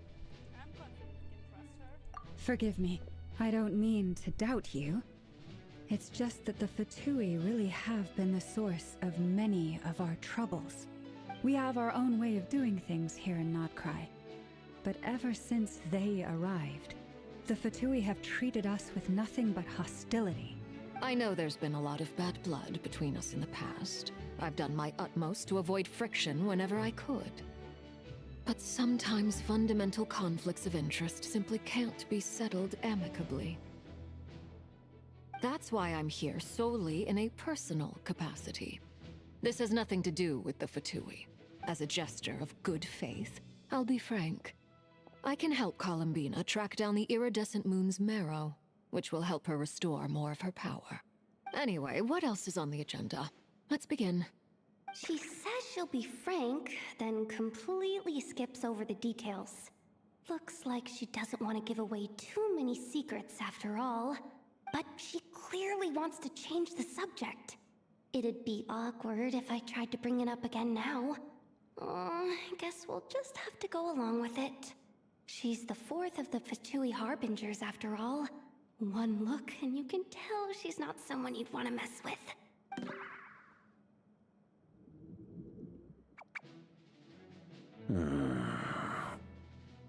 Well, since Miss Arlecchino sounds confident in her ability to handle that, we'll proceed to the next topic. Yehoda, time to share that top-secret intel. Alright, listen up everyone. First, we now know that Rerir was originally a Conrian secret agent whose primary mission was to hunt down and assassinate the so-called Dregs of the Crimson Moon. The Dregs of the Crimson Moon? Okay, now this actually implies Adi as well, I guess. there was a lot of talk about the Crimson Moon and Eclipse, and a whole bunch of other stuff from the time of Conria.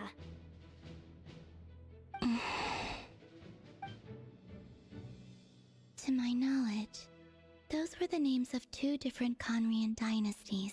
Long, long ago, it is said that the people of Conria worshipped the Crimson Moon, drawing a mysterious power from its reflection. But one day, a coup saw the Crimson Moon eclipsed, hence the name of the new dynasty that replaced it, and how it became the new emblem of Conria.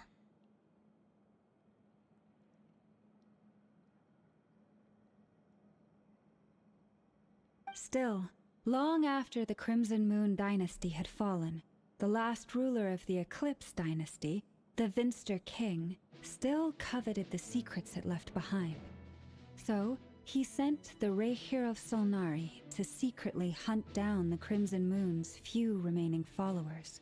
In those days, Rehir showed no signs of madness. In fact, he was as normal as any other person. Oh, and he had a fiancé, or at least a would-be fiancé, called Tholindis. What's the matter?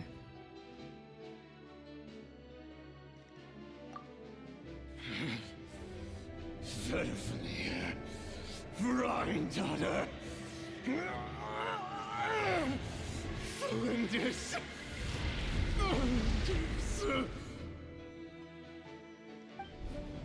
Interesting. Anything else? What about this would-be fiancé of his? Well, she was a researcher at the Universitas Magistrorum, but it felt like she was hiding some kind of secret. Oh, and one more thing. For some reason, Rehir's fragment also contains some of Tholindis' memories. Well, no shortage of potential leads, I'll give you that. In any case, it sounds like we can conclude that while Tholindis was still around, Rehir appeared to be lucid and quite normal. Tholindis, it seems, must have been the one thing in this world that he couldn't let go of. Tell me though, were these pure-blood Conrians we're talking about here? Why do you need to know that? Hold on. If she was a pure-blood Conrian... The curse of immortality. She might be still alive. Oh yeah! Just like how it was with the captain! If we could somehow find her, do you think there's any chance Rehir might regain some of his sanity? It's possible, but it would take a miracle. We can't pin all our hopes on that. That merchant who never knows, Dori Sangama Bay. Maybe we could hire her to look into it. All right then. Let's keep working in our separate teams. Traveler, Paimon, Kutar, and Miss Arlecchino will go look for the iridescent moon's marrow. As for the others... On the way over here, I noticed that the Wild Hunt monsters had grown even more frenzied in their search for Kutar. At this rate, the people living here will be in grave danger too. So I'm thinking of gathering together some of our followers to go wipe them out. I'll head back to the curatorium and meet up with the boss. Feels good knowing we've all got something to be getting on with. Given that the Wild Hunt has been a lot more active lately, the Lightkeepers have likely begun their own operations too. If that is the case, someone will need to pass the news on to Flint's. I'll hold the fort for now, then discuss our next move with Flint's, Ino, and Anefa when they get back. Alright then. Well, the clock's ticking. If that's everything, we'll be on our way. We'd better get moving too. We'll try to buy you as much time as we can. Relax. Just do your thing. Now, I decided to call in some backup since things are getting so hairy. Our reinforcements should be here any minute now. Stay safe, everyone. Dismissed. I guess Albedo will be one of the reinforcements.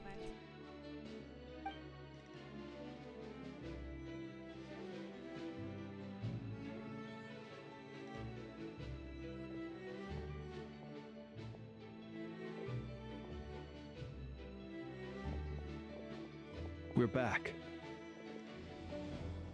Did we get here a little early? Or a little late?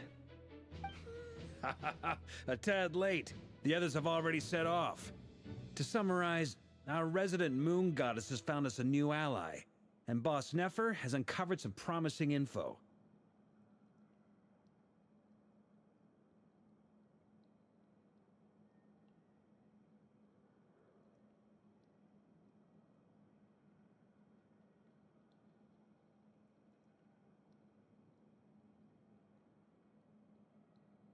Everything going smoothly on your end? Not great. I don't know how long we can stall them for. The decoys are getting taken out way faster than we imagined.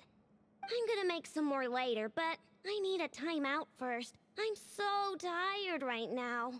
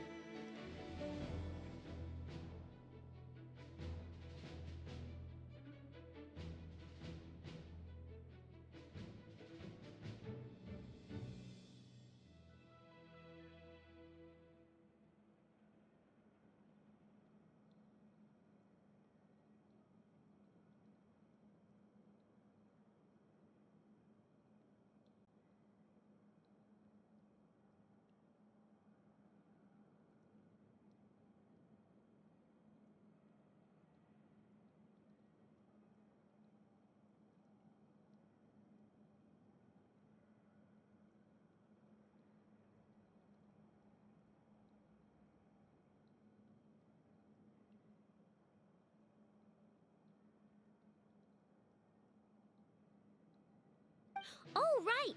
Inefa, could you fill in Uncle Varka on what we just discussed with Flint's? Sure. Uncle Varka, you previously told us about how when you went to investigate a source of the Wild Hunt in Amsvartnir, you discovered that it was just a diversion. But according to Flint's intel, several outbreaks of the Wild Hunt had already occurred in Nodcry in the period leading up to that. That was before Rerir had regained his body, when he was far from regaining his full strength. In other words, in theory at least, he still lacked the means to act in two places at once. Flint's, with everything that's been happening, the Lightkeepers across Nodcry are rallying to fight back against the Wild Hunt. They're gonna need your help. I know, I'm sure you're capable of coming up with something far more effective than decoys. But for now, you should stay here and get some rest. And Effa and I will head back over to Amsvartnir to see if there's anything I missed. I told you Uncle Varka would say that, didn't I? A deal's a deal. Not a word about my snack intake for the next week. Database updated. Reliability of Aino's predictions increased. What does that mean? They were betting on how you'd respond after hearing their intel. He looks so done. It's the obvious choice, isn't it? That's hardly worth betting on. We already decided that Inefa should go investigate the situation over at Amsvartnir on her own. You might as well stay here and keep watch. Someone needs to hang back and oversee our strategy meetings. And besides, you still haven't fully recovered from ambushing Rerir. Why is he smiling like this? So I've ended up with the easiest assignment. Well, I appreciate it, everyone. See you when you get back.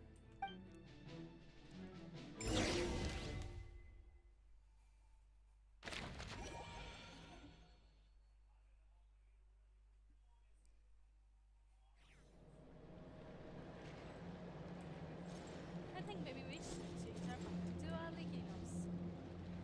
Okay, I don't think we can change our mind. Here, This will serve as a good spot to cross over. Crossover bear. Arlecchino, hold up a second! Since you brought us all this way, would you mind telling us what you've got planned? We still haven't got the slightest idea what's going on here. And if even Columbina doesn't know where the iridescent moon's marrow is, how do you?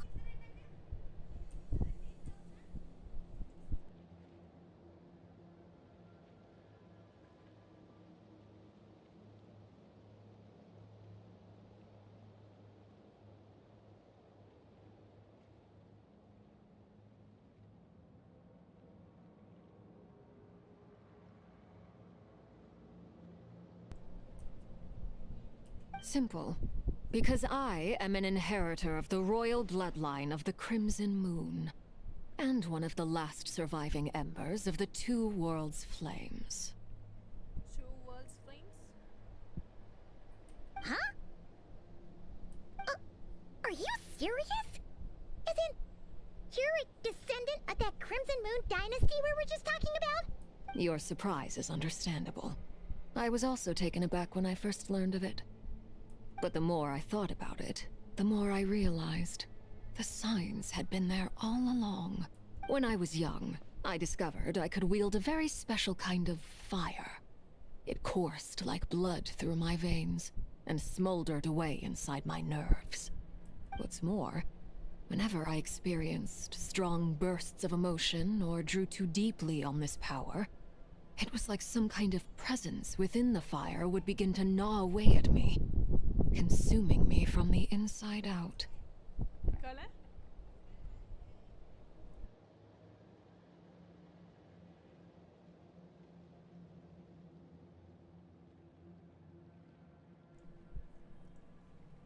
Your hands.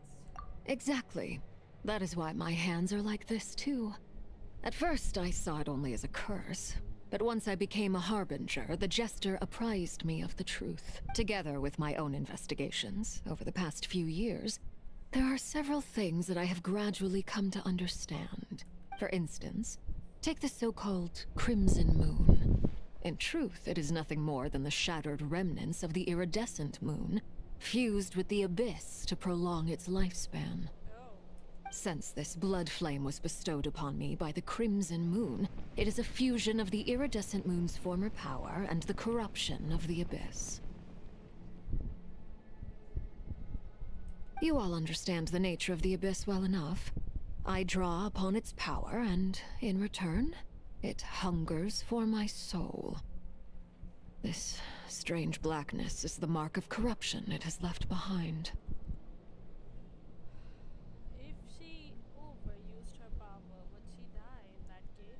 If I recall correctly, you once told me that if the corruption ever made it to your heart, you'd become a completely different person.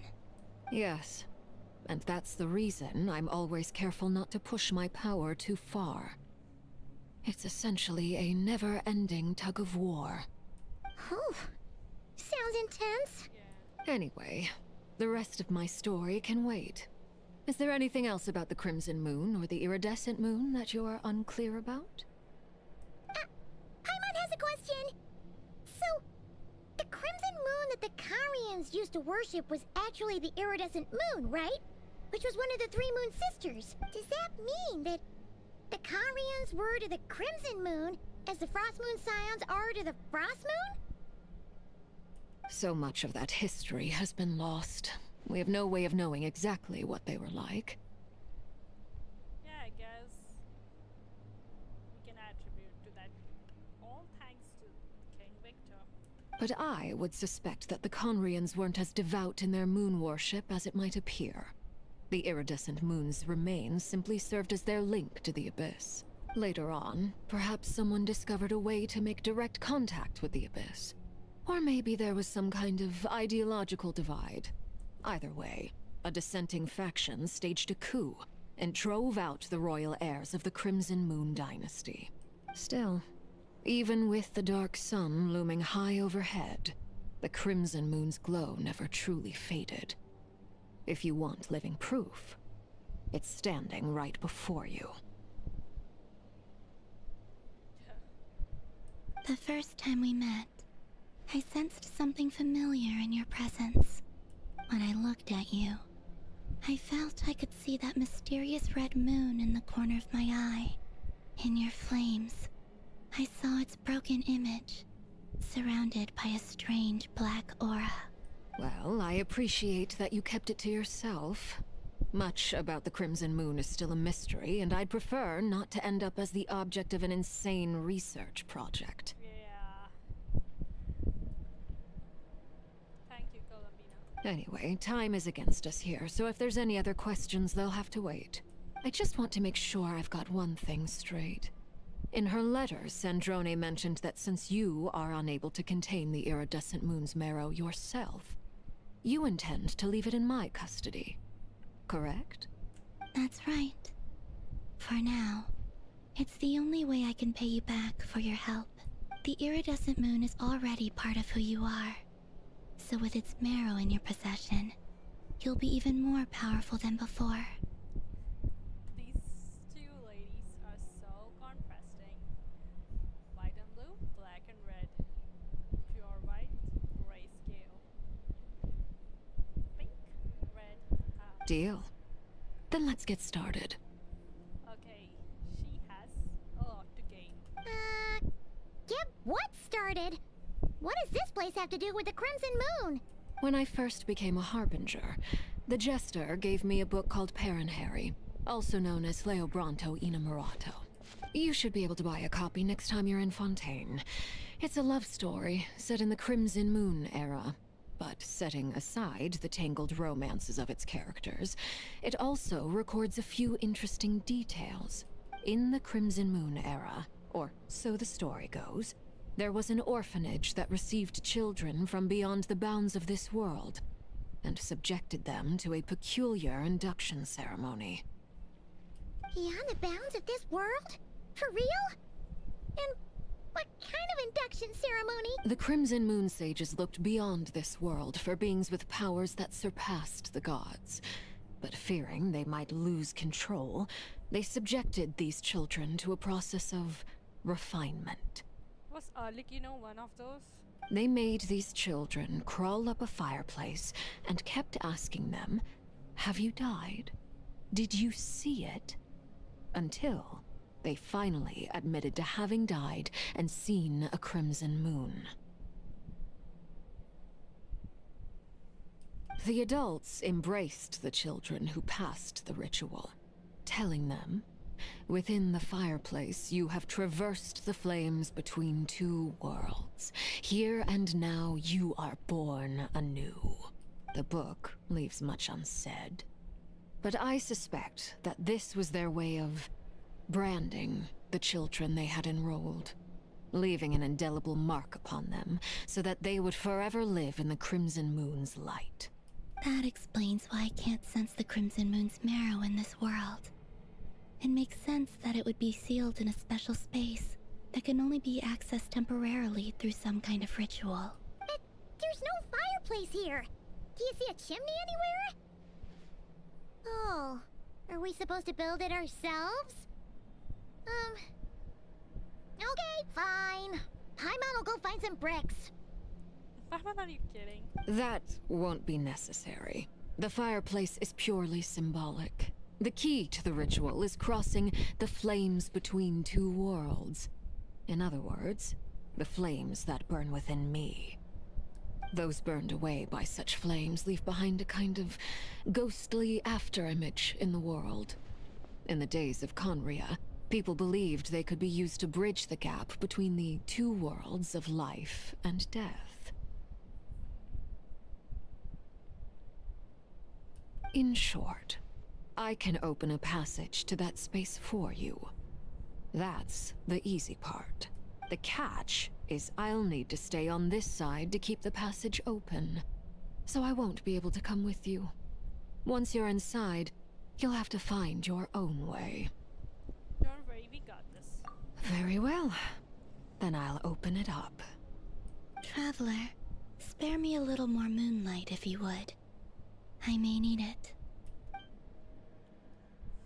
Take it. Thank you. I feel like I've recovered some of my strength now. It should be enough to move us across short distances and confront whatever dangers might await.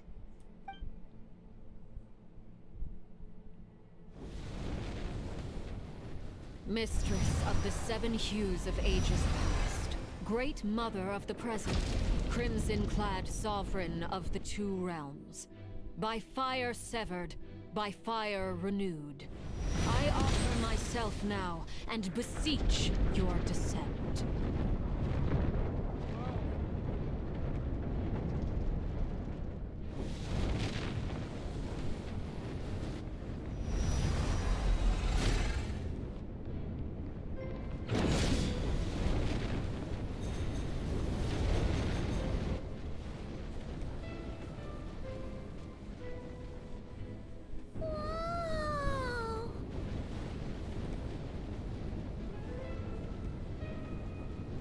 One word of advice. As you're crossing over, no matter what voices you hear, do not answer. Got it! I sense a sinister gloom inside, but also the familiar light of the moon. I feel that I am about to meet an old friend who has changed beyond all recognition. All right, let's go.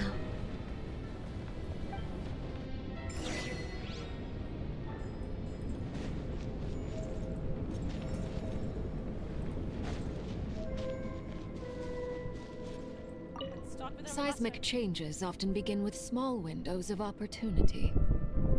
This could be your window.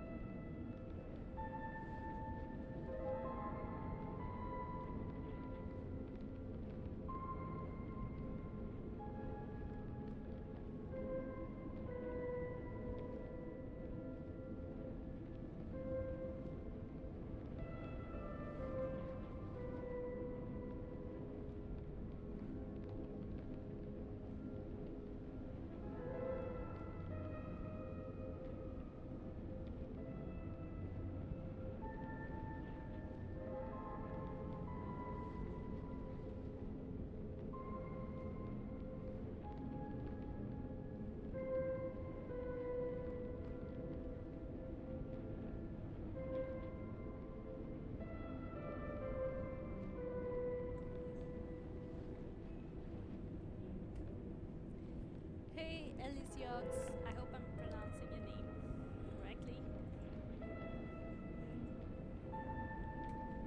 Alright, let's continue.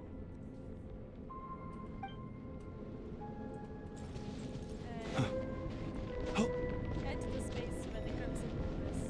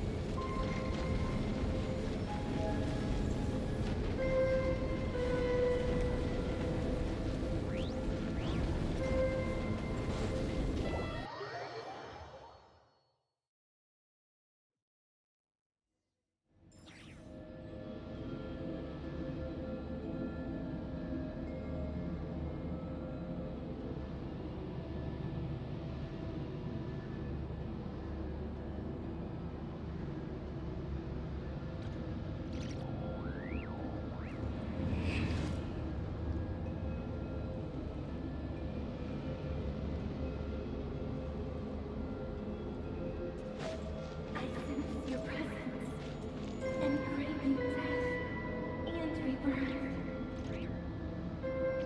Wait, what are you? You have crossed over from another world, transcending fate itself. I have no right to.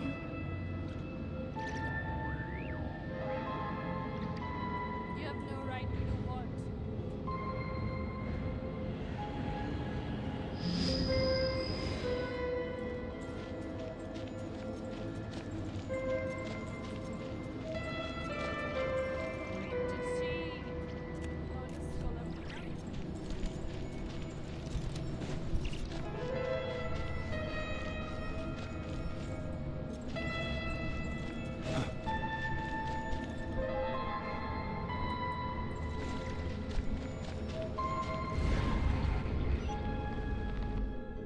Hey!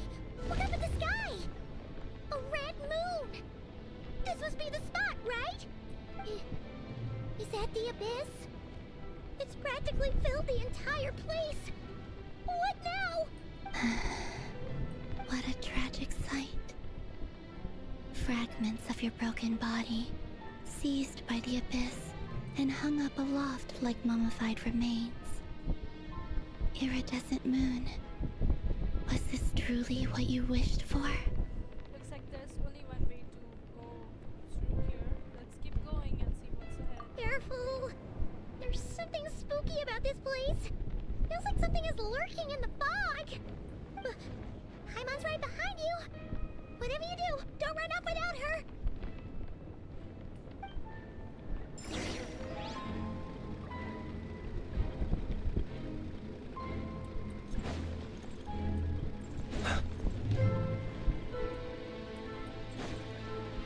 By the way, Columbina, didn't you tell us that the iridescent moon had shattered into pieces? The moon up there looks pretty whole to Paimon. How is that possible?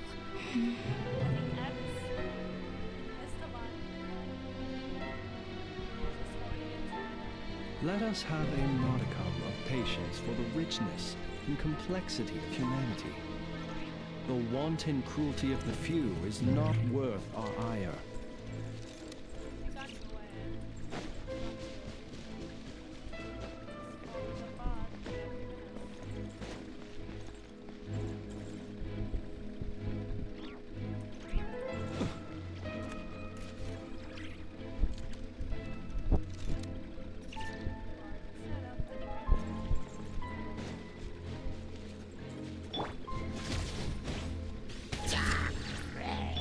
Strike a pose!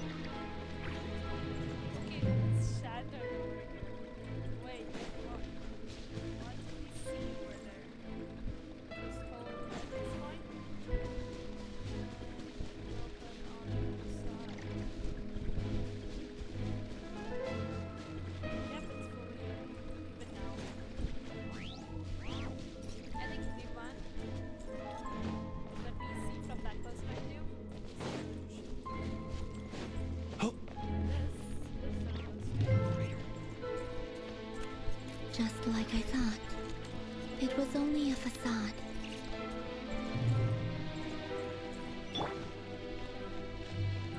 Shower me with praise! Farewell! Not too far now. Go! You're free now! Let my name echo in song! Chew on this! Observe.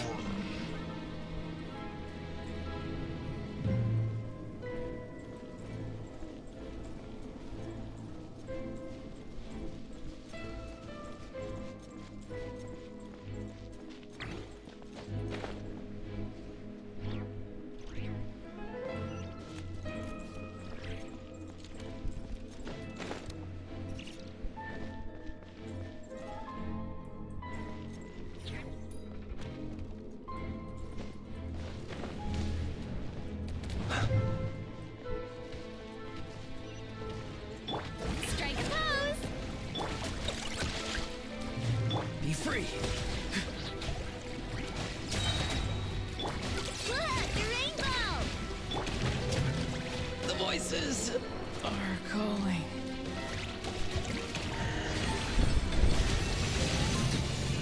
Be silent.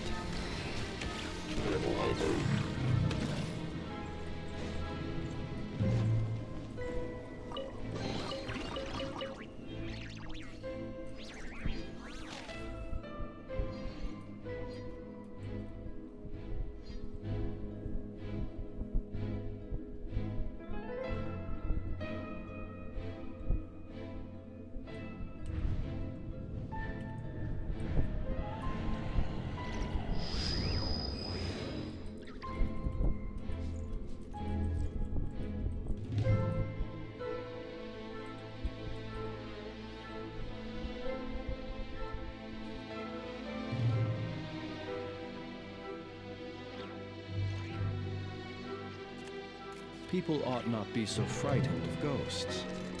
They are merely talking shadows, chattering away endlessly about their past affairs.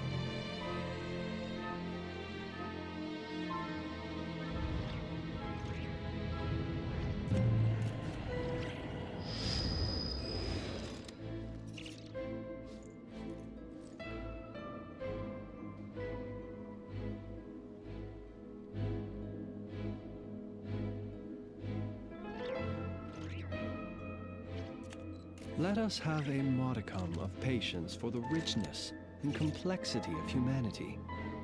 The wanton cruelty of the few is not worth our ire.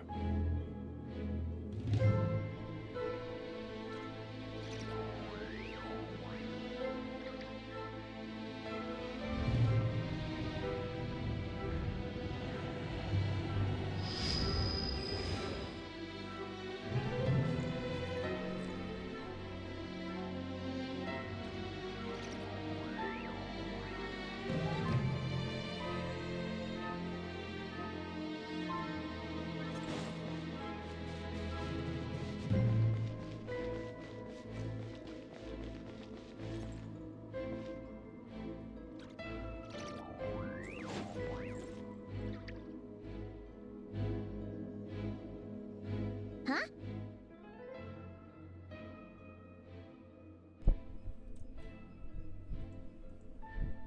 So the iridescent sparrow is up there in the sky? Huh? For real? That's way too high! There's no way we'll be able to reach it! No. I'm not sensing anything up there. It's coming from under the mountain. Inside the lake. Let's see. Ah! There's some kind of weird shadow over the water. Wait, see that? Looks like a mechanism of some sort. Let's check it out.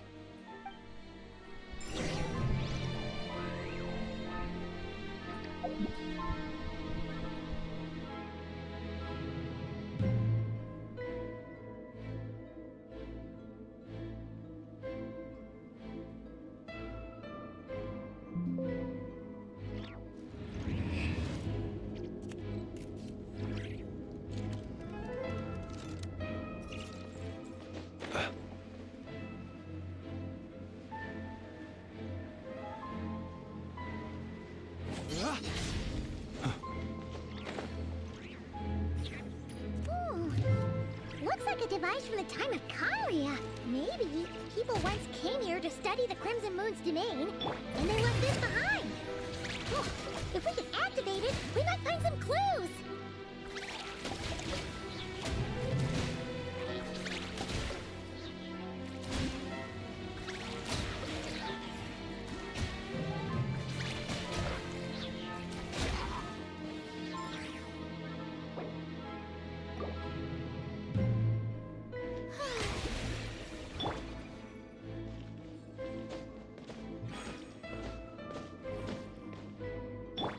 The show begins.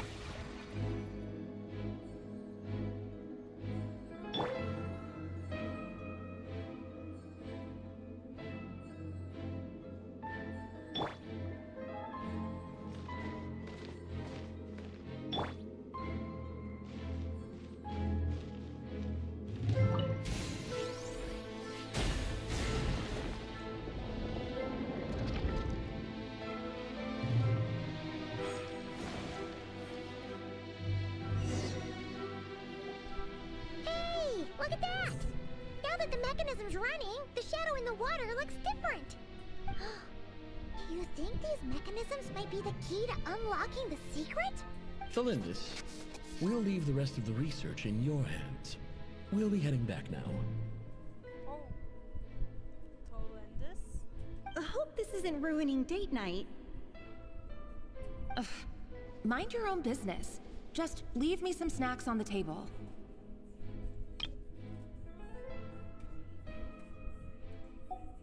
Thalindis? Is that Rear's girlfriend? How come we're hearing her voice here? Jen never previously mentioned that she was a researcher at the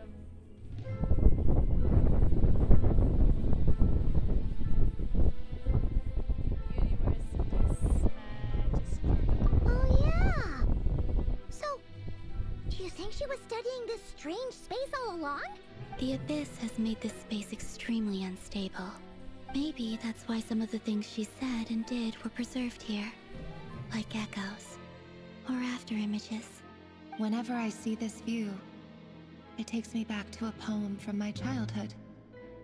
Waning moon, oh lifeless damsel, weeping on the mountain crest. Mourning still in wistful tone, her fragile soul now laid to rest. For me, of all people, to be here investigating the mysteries of the Crimson Moon space. Is it a coincidence? Or something more?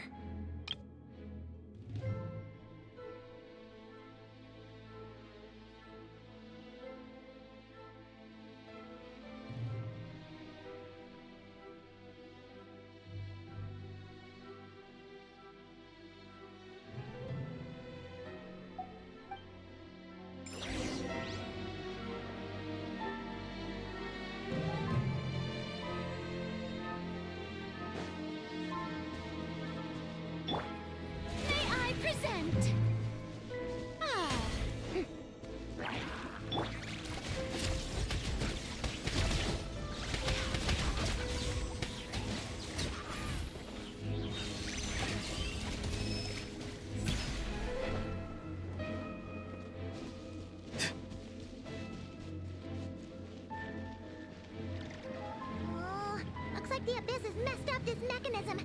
We need to find a way to get it working again. Let's see if there are any other devices nearby. Farewell.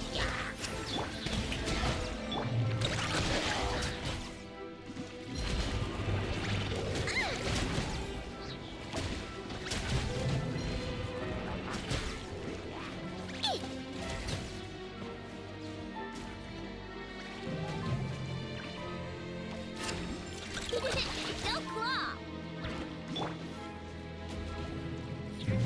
Be free.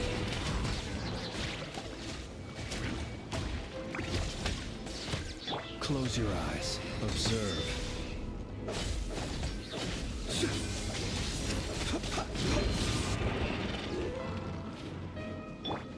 Strike a pose! Be silent.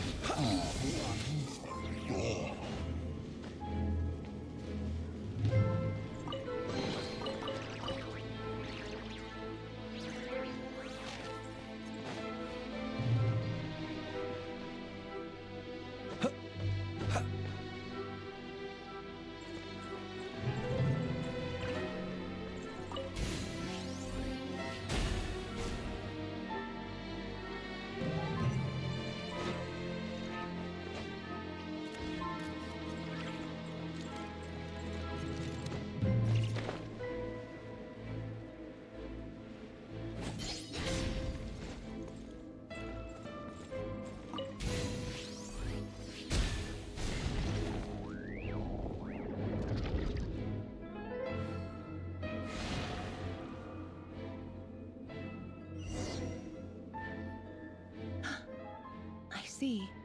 So the moon marrow, or rather the power of the 3 moons, is the key to unlocking...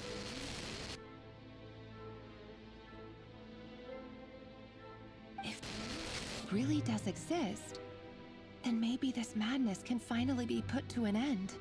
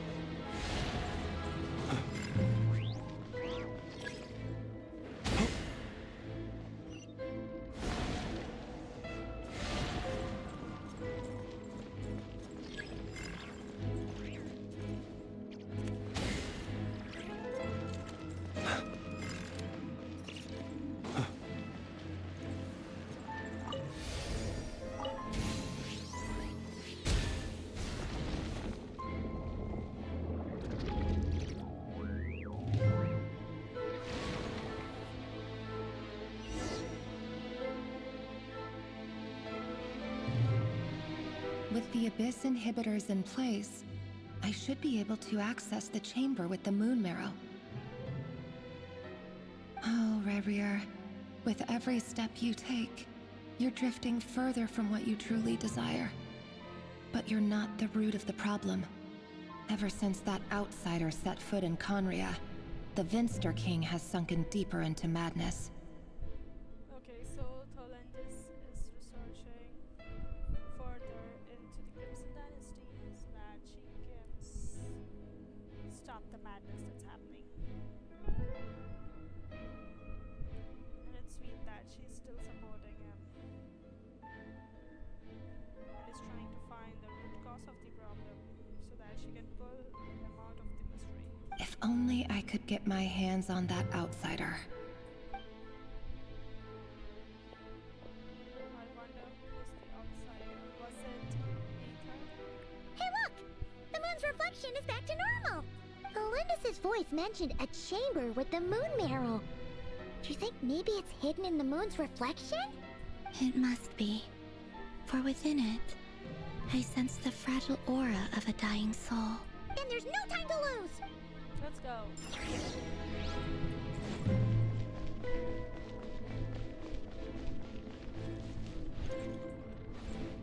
Maybe I think we should heal. How brilliant!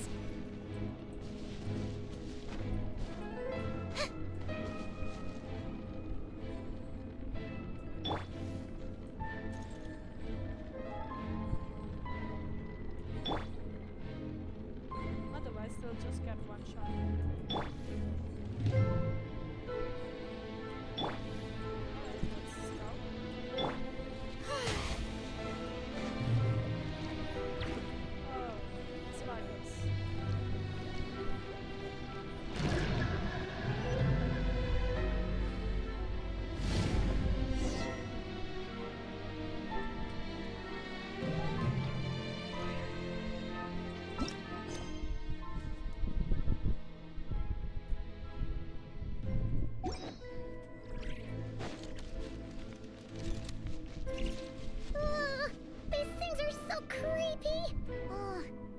Looks like we'll have to destroy them if we want to get to the iridescent moon's marrow.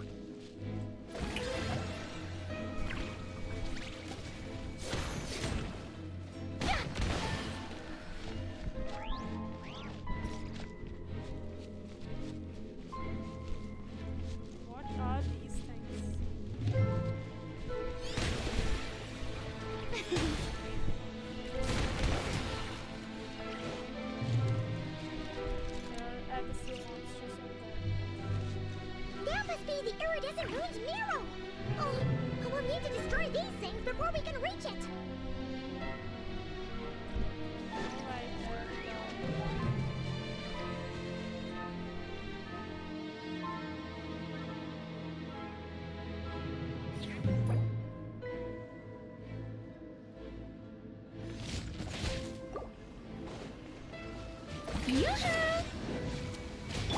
Good luck!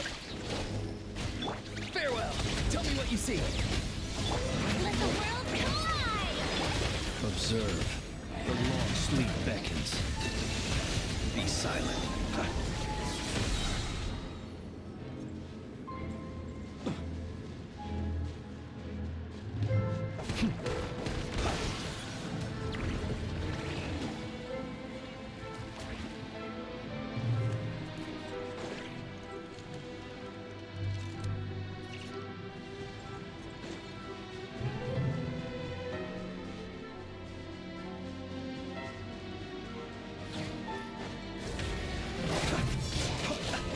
Night falls. Strike a pose! Chew on this! Be free.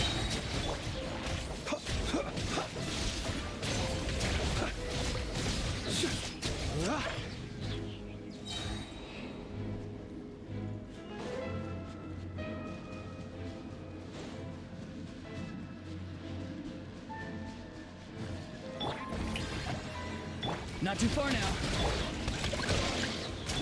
The night cometh.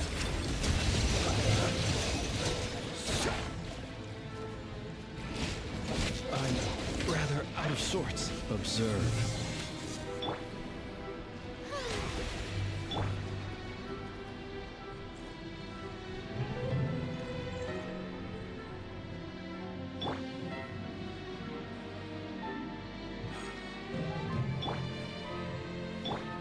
May I present?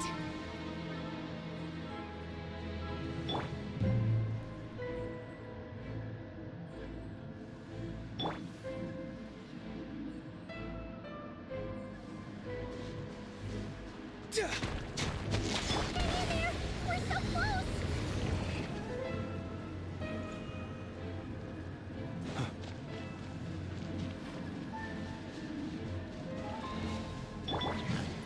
Good luck! Let my name echo in song! Stop that! Yoo-hoo!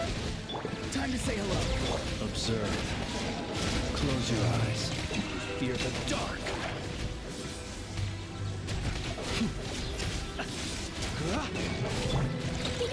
Go claw! Being done! Be free. Observe. Night falls.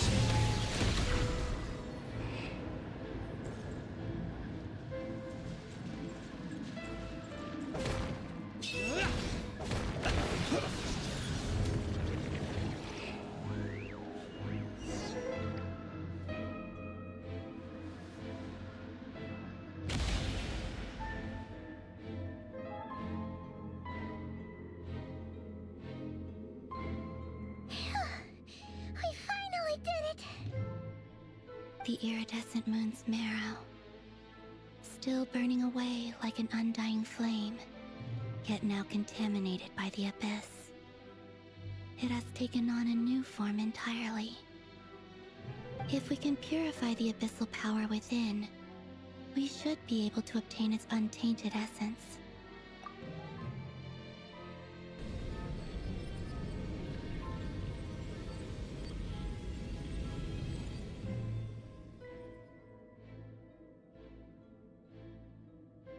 It's so cold. Is it you? Are you here? Huh?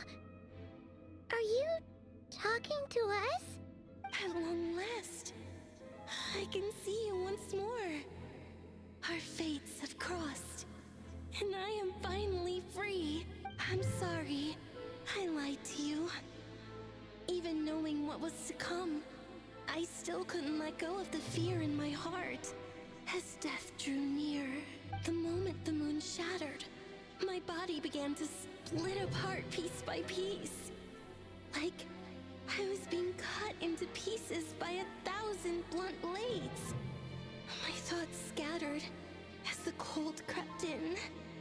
But I could not bear to fade away like that. Tell me, what was it that brought you to us all that time ago? If only I had possessed your courage, then I might have been spared this torment, more painful than death. You look so puzzled. That's how I felt too when I first saw you. But trust me when I say that everything happens for a reason. Farewell, Hypo.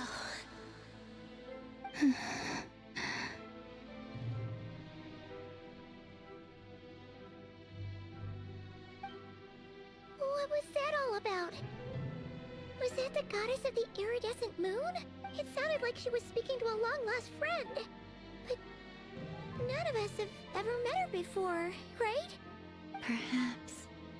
She took me for the goddess of the frost moon she once knew. For a fading soul like hers, our auras must be too similar to tell apart. But anyway, we've got the iridescent moon's marrow now. That should help you regain your strength, right? Alright. Time to leave this place and meet back up with Arlecchino. Let's go!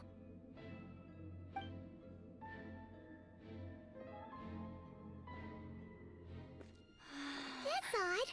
This place looks different than when we came in. Waning moon, Huh? oh lifeless damsel. Oh.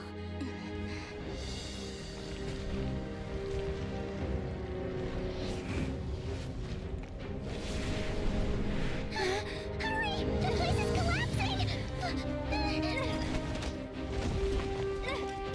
It wants to trap us here. Who's it? The Abyss? Now we've taken the moon marrow. All that's left here is a dark will. It will show us no mercy.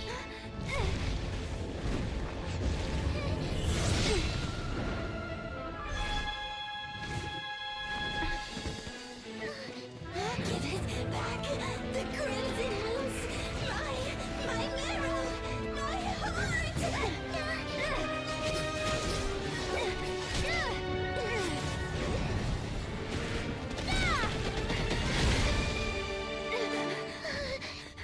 Finally! Huh? Oh no! The exit's blocked! They're back! Now what do we do? This is where you fall. Witness my rise. What are you waiting for?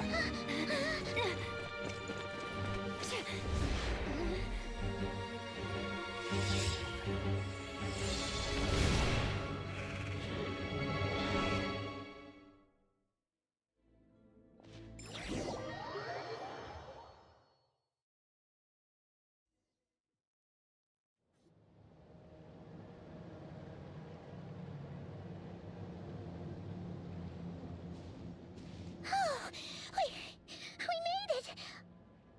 Was that you, Arlecchino? Did you save us? Wait, your hands! They're... Oh, this? Don't worry. It's a small price to pay. The Abyss wanted to trap you inside, and I defied its will by bringing you out. No wonder it's a little angry.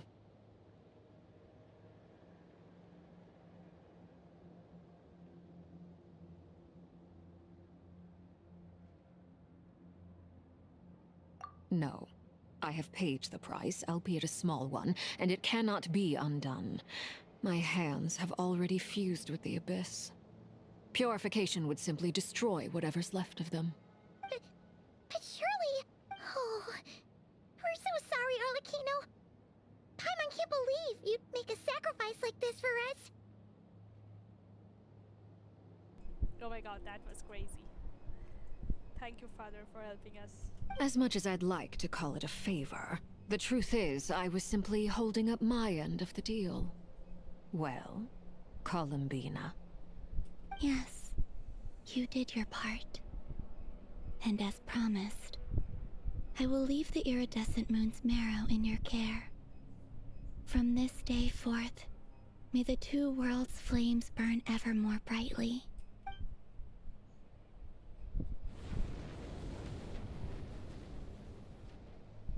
I'll take that as a blessing. Now, Columbina, give me your hand. Accept this moonlight I offer in return.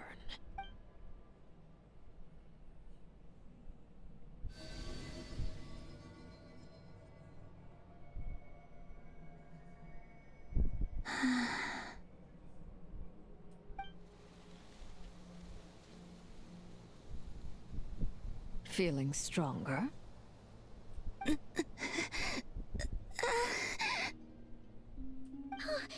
Columbina! Are you okay? I'm fine. Our powers are a little at odds, that's all. By the Frost Moon's authority alone, wielding the power of the other moons was always going to be a stretch. Still, I think it's fair to say that your strength has returned. At least to the level it was at as Third Harbinger. Thank you, Archon. It's still not enough. There's no way I can hope to challenge Rayrier like this. Just one more ray of moonlight, if you would. Please, Columbina, don't push yourself too hard. It's okay. I can take it.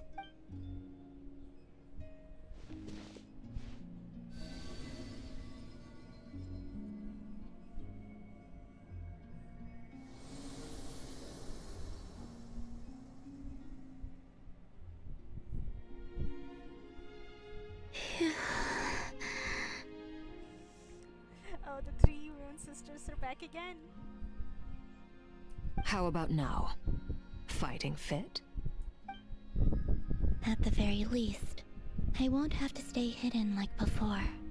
I want to see him gone from Not Cry. The Rayrier of Solnari and his wild hunt must be sent back where they belong. Well, it's good to have something to aim for. You certainly seem more alive now than you did earlier. When I first met you, you didn't strike me as a ray of moonlight. More like a wisp of fog drifting in from who knows where, ready to scatter at the first sign of a breeze. But now, you're full of vitality. Just like the Frost Moon, once the brightest of them all. May you keep shining, Columbina. This is who you are. Thank you. Look after yourself too, Arlecchino. I know you have plans of your own, and that's why you're always seeking to grow stronger. But whatever you're after, don't let the Abyss take a hold of you. I do not wish to see you go down the same path as Rayrier. I appreciate the concern, Columbina. Although perhaps it's time you took a new name. A new name? Kutar, the Moon Maiden, Columbina. They're nothing more than code names. They describe who she is and the roles she's played, but they're not her real name. We often use code names in the House of the Hearth, too. But it's knowing your real name that keeps you grounded. Up till now, you've been living a wandering life, so you've probably never really cared. All I'll say is this. Once you've defeated Rayrier, give it some thought. All right, that's it from me. I'll get you back safely first, then go meet up with Sandrone. You're the best! Let us know the next time you need a hand. We'll be sure to return the favor. I appreciate the gesture. It speaks to your good character. Anyway, let's get going. There are more urgent things to do right now than trade compliments.